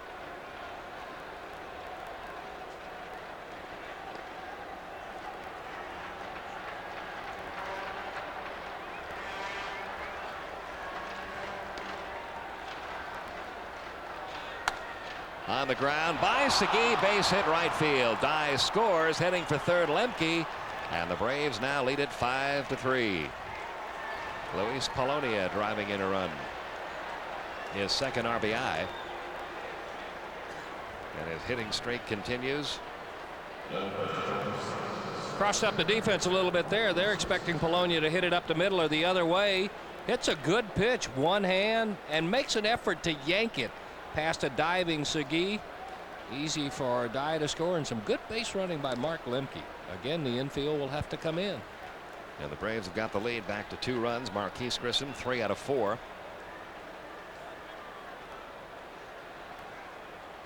Drove in his 73rd run of the year with a single back in the 4th inning. Takes ball 1. So it's been kind of a back and forth effort by the Expo bullpen tonight. Juden came in, pitched well. Manuel came in, gave up a run, a long one, to Javi Lopez. Urbina came in, got in trouble. Cormier came in, got him out of trouble.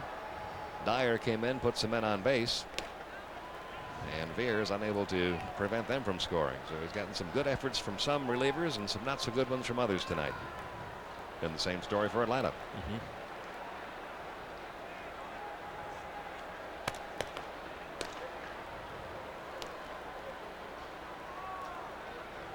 Here's the 1-0. Down the right field line, foul. 1 ball, 1 strike on Grissom. Ground ball to short now. It's going to be hard to turn a double play because Lansing has to play in so far. His angle is going to be very difficult if the Expos are thinking anything on the ground up the middle. Let's go for 2. Lansing, you see him there at the top of your picture. He'll take a few steps in. Now he's going to have to run almost backwards to get the second, try to turn the double play. Maybe everybody in the infield is thinking come home. 1-1 on Grissom. Over to first. Polonia back safely.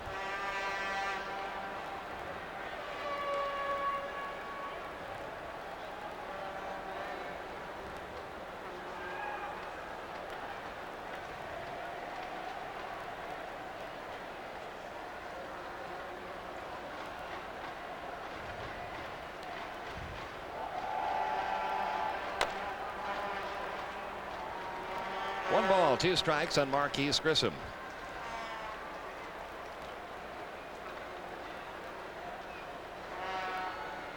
You knew something when you ordered a scorebook with room for 9 pitchers, didn't you? In your stat side. Well, back when I ordered these, this was very uncommon. I thought it was kind of a waste of space back in the 70s. Here's the 1-2. Foul back, still a ball and 2 strikes.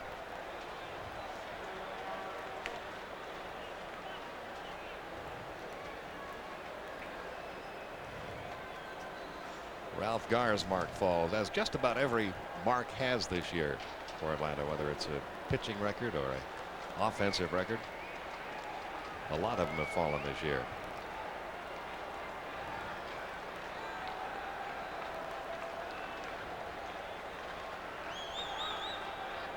Again to first, again Polonia back.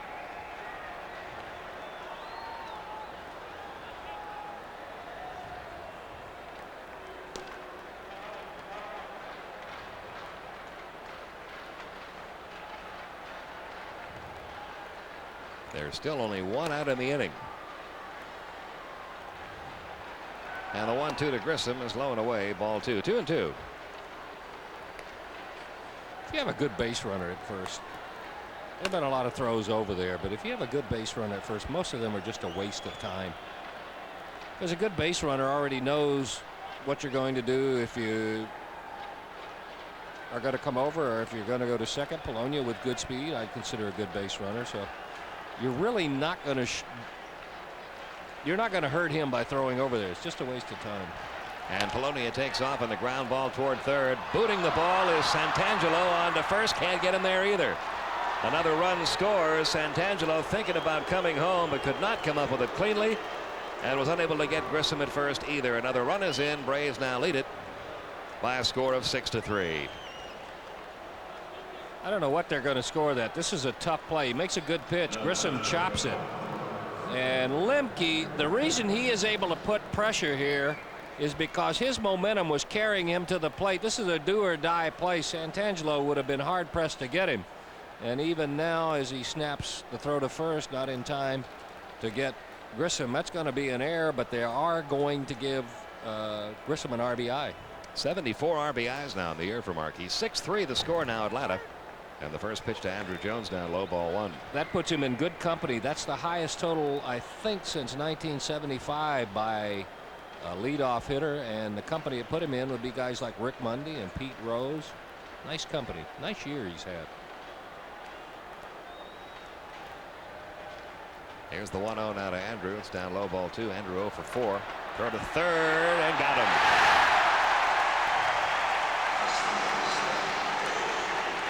Polonia gunned down. for out number 2.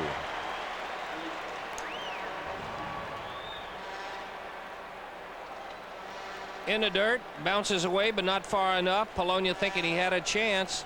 Good throw here, but the play is on the other end. That is not a good throw. My fault from my angle. Watch the play on the other end. If he doesn't dive, that takes an acrobat to be able to catch that ball and put the tag on. Good play by San Angelo. Now 2 men out, the 2-0 pitch. Andrew unable to stop his swing, 2-1. 6-3 Atlanta, 2 runs here in the top half of the 8th inning. Have really hurt the Expos.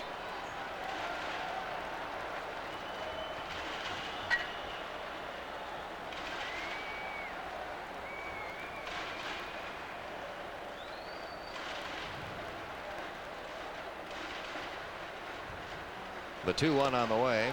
That one got Webster in the count 2-2.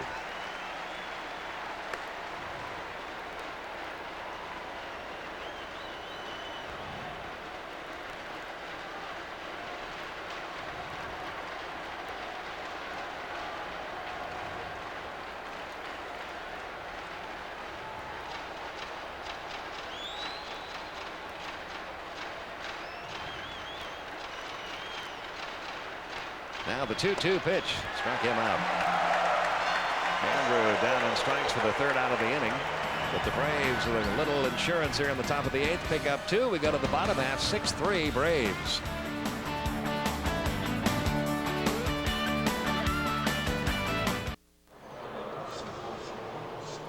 Well, we go to the bottom half of the 8th inning. Braves have opened up a 6-3 lead. A lot of changes for Atlanta as we go to the bottom of the 8th. Luis Polonia stays in the game in left field. Marquise Grissom out of the game. Andrew Jones, the new center fielder. Jermaine Dye has taken over in right. And Jeff Blauser has taken over at shortstop. And David Segui will lead off here against Mike Bielecki, who had a 1-2-3 7th. And now he's got a couple more runs to work with. Segui, a 2-run homer back in the 6th inning that got Montreal back to within 1. That's as close as the Expos have gotten. Ball 1 the count. Facing Montreal if they fail to bounce back in this one. If San Diego wins that game tonight against the Dodgers, then the best Montreal could do would be to tie for the wild card spot. So if they fail to bounce back here, they're really going to have to pull for the Dodgers, and that game is underway now. San Diego failed to score in the top half of the 1st inning. Into left field, in for a base hit. Segui aboard, a leadoff single. Hit number 6 off Braves pitching, and the batter will be Moises Alou. Doing so for 3.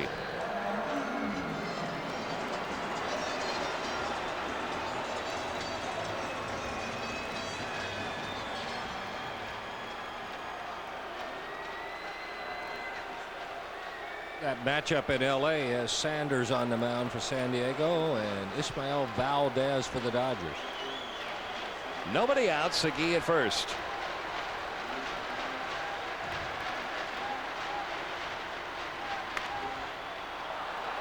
Drifting out of play and up into the crowd. Nothing in 1 the count.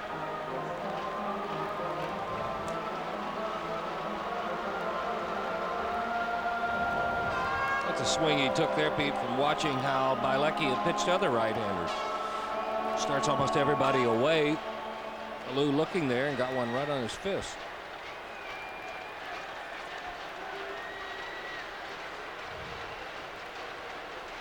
Now a 1-strike pitch due to Moises Alou. Here it comes. Nails the outside corner. 0-2.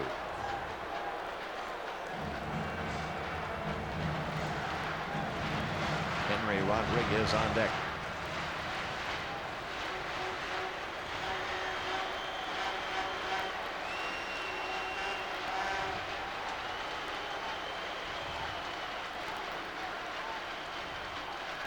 The 0-2 on the way. Out of play. Still nothing in 2.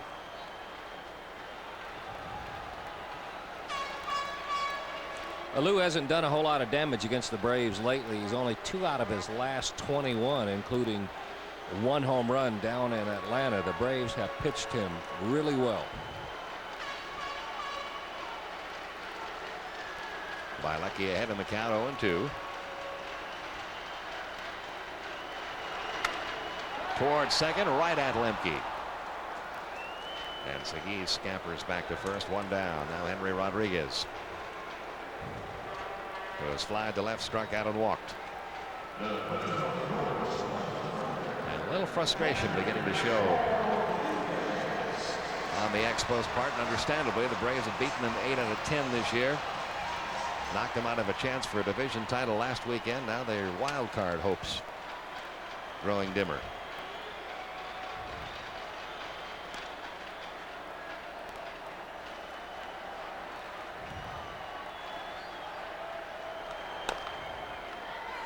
Nothing in one. Mark Wohler's up now in the Atlanta bullpen.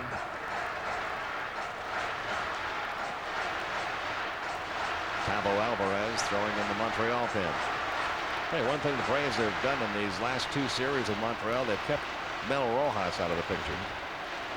They have not allowed Montreal to carry a 1 or 2 run lead late into the ball game, where Rojas has been near perfect since the All-Star break in saving contests.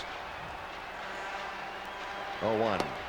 Good fastball. 0-2. He's working on a string of what, 22 in a row? Yeah. Successful in the top 5 in the league. No balls, 2 strikes on Rodriguez.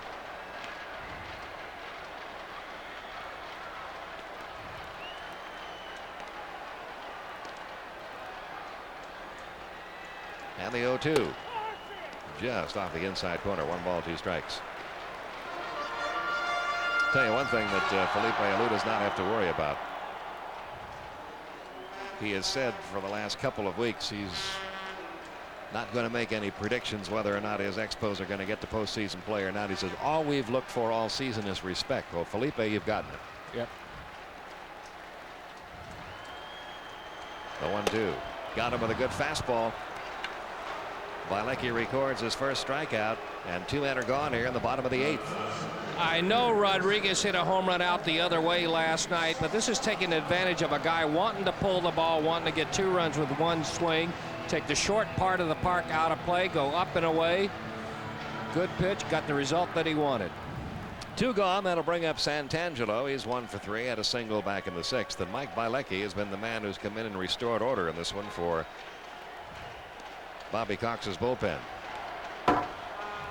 That's fouled, the count 0-1. Wade, Plants, Hartgraves, Borowski. Borowski getting 2 big outs at the end of the 6th inning, and then Bielecki taking over in the 7th.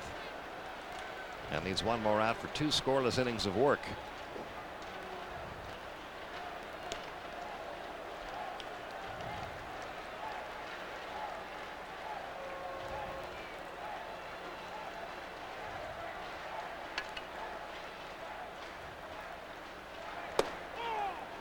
One ball, 1 strike.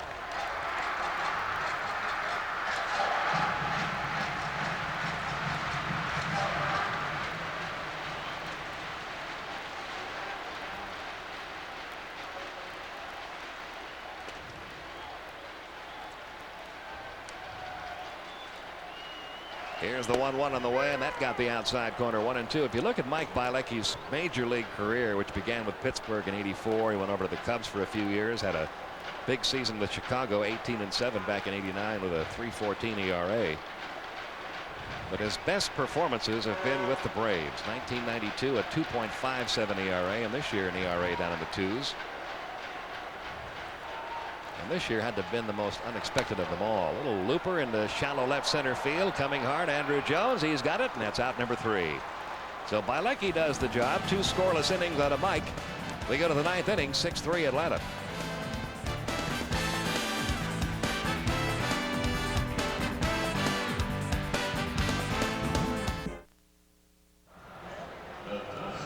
We go to the 9th inning. Pitcher number 8 of the night for Montreal. Right-hander Tavo Alvarez takes over.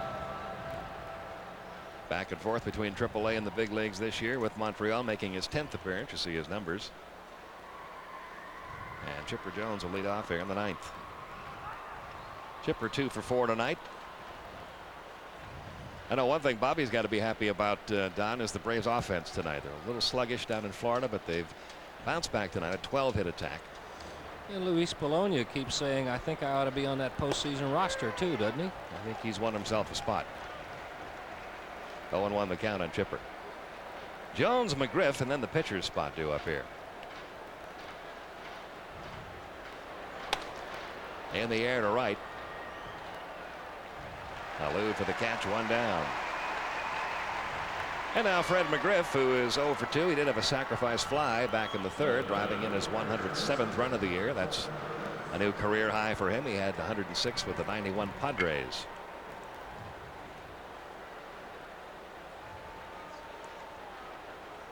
Mark Wohlers heading back to the Braves bullpen. Dwight Smith will pinch hit for Bielecki. He's on deck.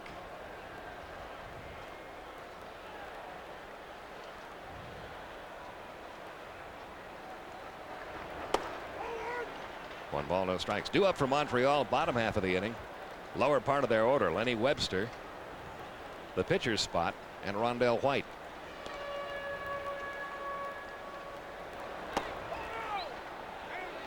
Did not go. The count 2-0.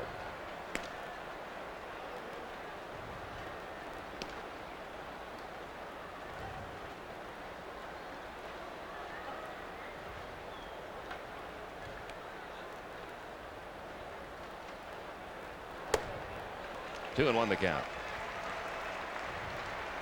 Alvarez, a pitcher who's had some arm and shoulder problems on and off throughout his career. They've always been very high in his stuff.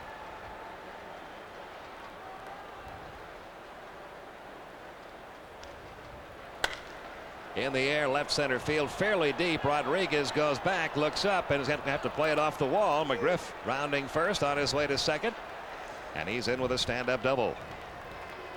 Either he fell down getting out of the batter's box, or he thought that was a home run, because McGriff had to hot-foot it from first to second to turn that into a double. I think he thought it was out. Let's watch right here. Sure he did. Whoops. Better run. Better really run right now. Off the boards, a double. 37th double of the year. That's only 2 off an Atlanta record. Terry Pendleton had 39 doubles back in the early 90s to set the Atlanta mark.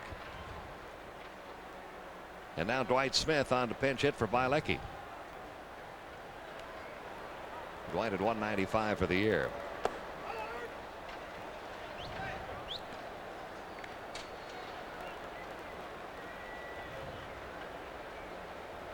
Mark Wohlers will come on to pitch the bottom of the 9th.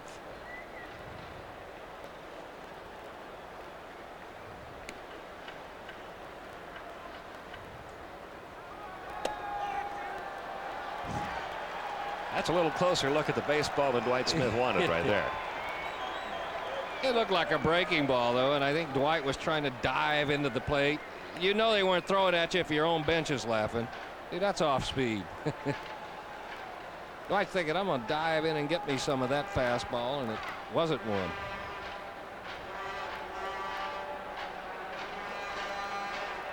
Two and nothing. Braves have kind of taken the crowd right out of things here at Olympic Stadium. They've been very quiet the last 2 or 3 innings. And it goes to 3-0 now on Dwight Smith. Bottom of the 2nd at Dodger Stadium. No score yet.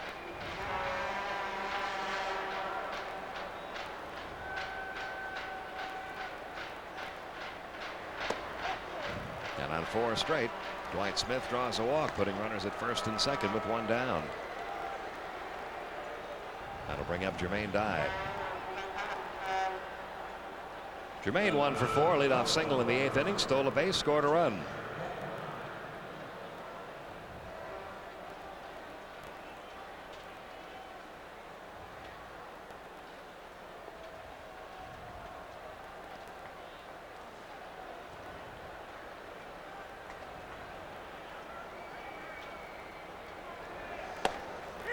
Inside corner, 0-1. His stolen base, biggest play in that inning. I'll tell you why, because if he's at second, they don't have to hold the runner on at first, and that ground ball does not sneak through that Polonia hit in the right field. So when he was at third, you got to hold the runner on. Segui unable to come up with it. That would have been a ho-hum grounder to first, maybe a double play ball if he doesn't instinctively break and steal third. Big play.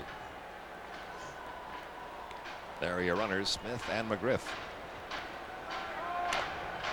Foul back by Dye, the count 0-2. I think so often in an inning beat like that, we look for hits that were big, or we look for pitches that were not, or pitches that were, and sometimes just that little simple thing gets lost.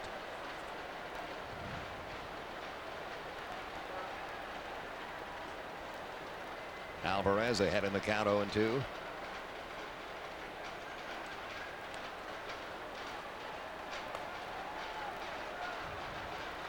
Delivers. Foul back, still 0-2.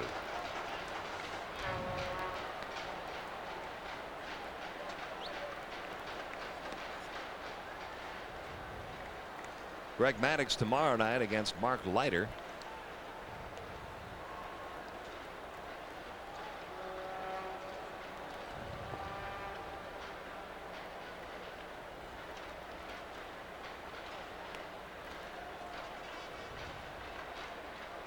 The 0-2 on the way, got a breaking ball. First strikeout for Alvarez. 2 outs in the inning now. That'll bring up Javi Lopez. Couple of home runs in 4 at-bats tonight, both solo shots.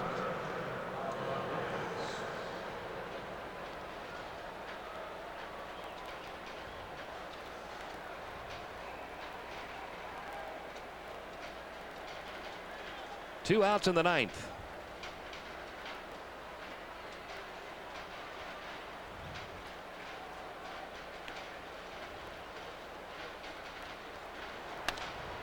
In the air to left center, Rodriguez is there for the catch, and that'll do it for Atlanta in the top half of the 9th inning. We go to the bottom half. Mark Wohlers will try to close the deal. Braves leading at 6-3.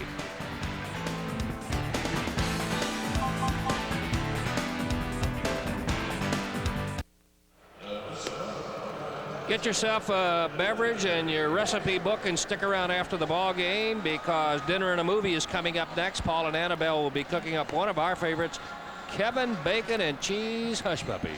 The movie that will make you dance is Footloose. That is a good movie starring Kevin Bacon. That'll be right here as soon as we put a lid on tonight's ball game, so don't go wandering off. And the man who'll try to do it is Mark Wohlers, seeking his 39th save of the year. He is eligible here. It's a 3-run lead. He needs just to work the 1 inning to get it. And a chance to be one of those rare breeds, a relief pitcher with 100 strikeouts in a year. Just 4 away from that. He'll probably work at least once more before the season comes to a close. And Lenny Webster will lead off here in the 9th inning. Webster 1 for 3, a double tonight back in the 5th. 6-3 Atlanta. Still no score in Los Angeles. The Padres and Dodgers in the bottom of the 2nd. There's a strike on 1. And again, the situation very simple. If Montreal doesn't win here and San Diego does, then the best Montreal can do would be tie for a wild card spot. But if San Diego loses, it's still just a 1-game lead with 2 to go.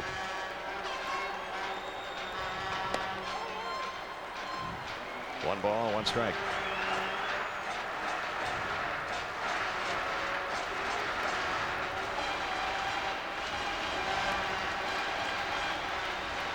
Here's the 1-1. Right down the middle for a strike on Webster, 1 and 2. And if LA wins, the West is decided, and San Diego will start scoreboard watching.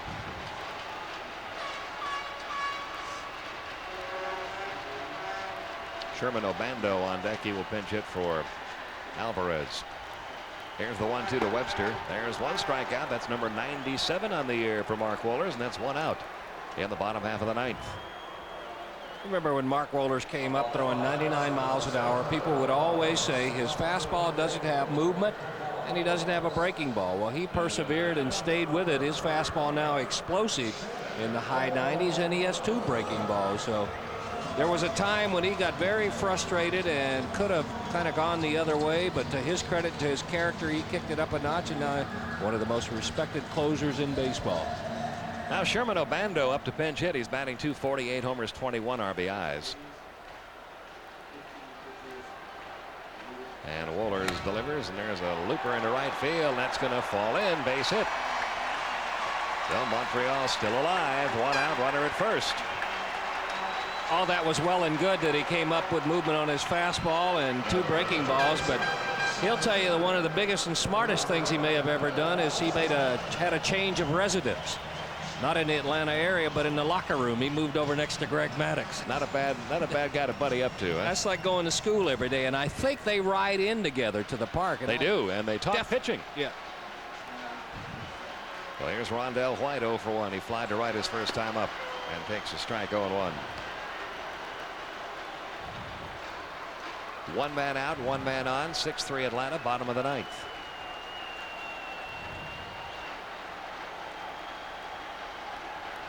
The 0-1. Outside corner, 0-2.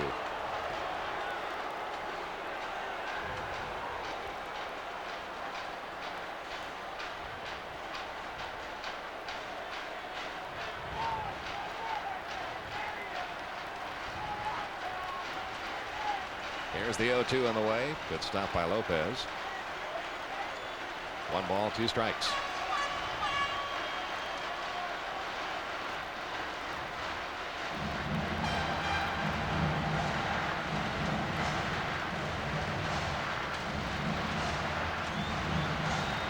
Wohlers already owns the Atlanta save record, the Braves franchise save record.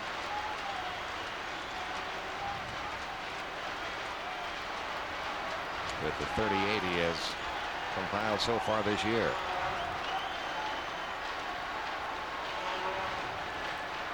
Runner going, 1-2 pitch, fouled away.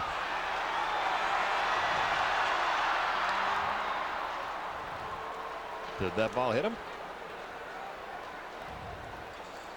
I don't know. I'm with you. I thought that was a foul ball too, and if he had stood there, he might have gotten it called a foul ball. I guess it wasn't a foul ball. I guess he missed it. Well, let's take a look right here. They don't have to tag him or throw him out because first base was occupied. He didn't foul. That bounced off the shin guard of Javi Lopez. That was the sound we heard. So there's out number 2, strikeout number 2. He needs 2 for 100. 2 gone, Which he will ninth not inning. get tonight unless he strikes out somebody and you get a wild pitch. We've And seen the batter that. is Mark Grizzolani. We've seen that a couple times. Seen that once by Mark Wohlers and once against Atlanta this year. Fouled away, the count 0-1. Derek Wallace did it against the Braves in that Mets series.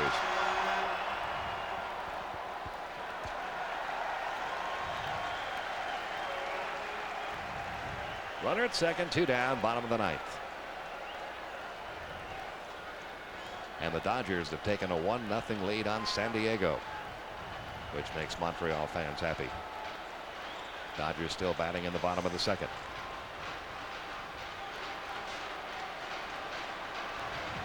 The 0-1 bounces by Lopez. That'll move Obando over to third.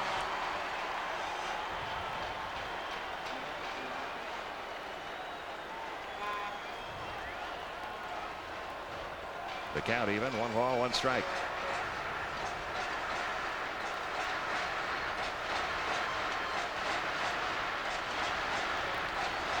That game goes to the top of the third now with LA on top.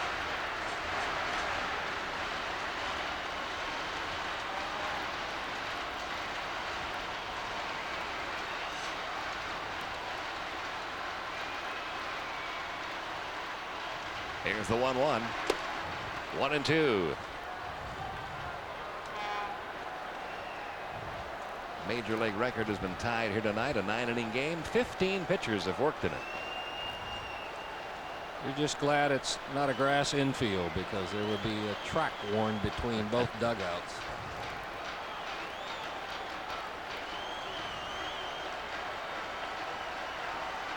Wohlers delivers the 1-2 in the dirt again, gets away from Lopez, and that'll score a run. That makes it 6-4. Second wild pitch of the inning issued by Wohlers. And the count 2-2.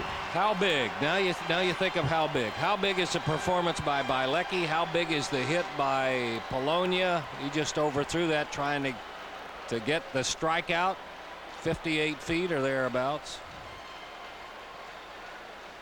Right now, the biggest thing that's happened tonight. 3 big things: the base hit, the base running by Jermaine Dye, and the performance by Mike Bielecki. Here's the 2-2 on the way now to Grizzolanic. Fouled it away. Still 2-2.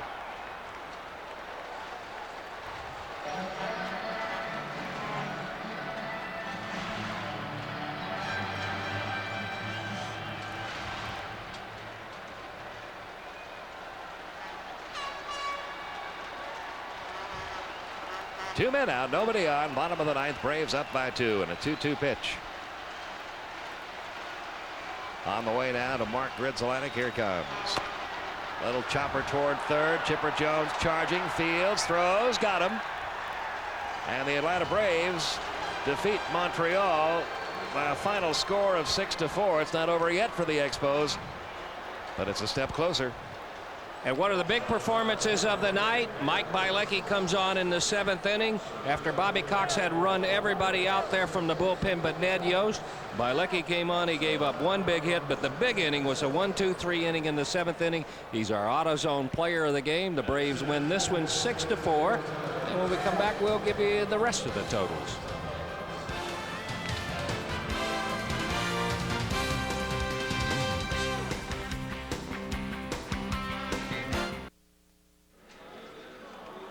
There's the story. The Braves win at 6-4, 6-13-1 with 10 stranded for the Braves.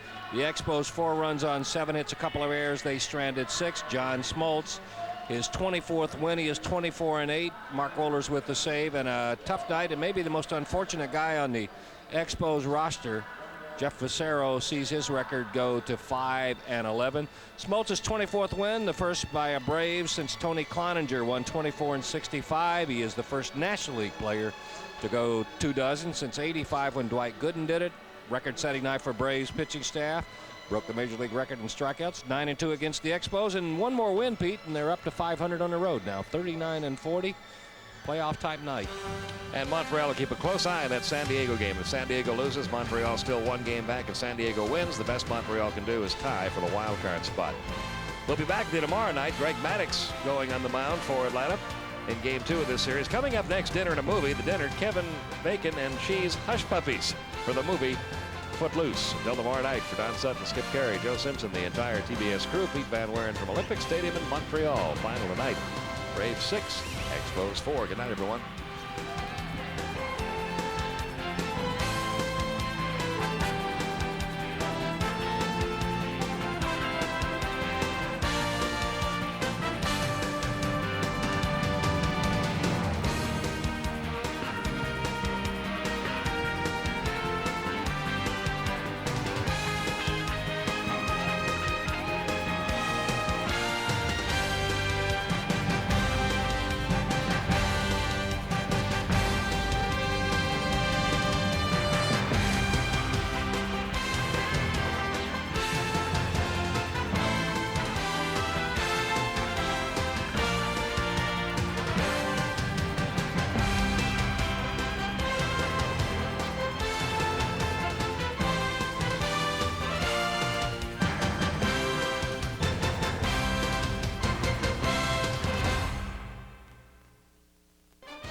Leading sports television into the 21st century, this has been an exclusive presentation of Turner Sports.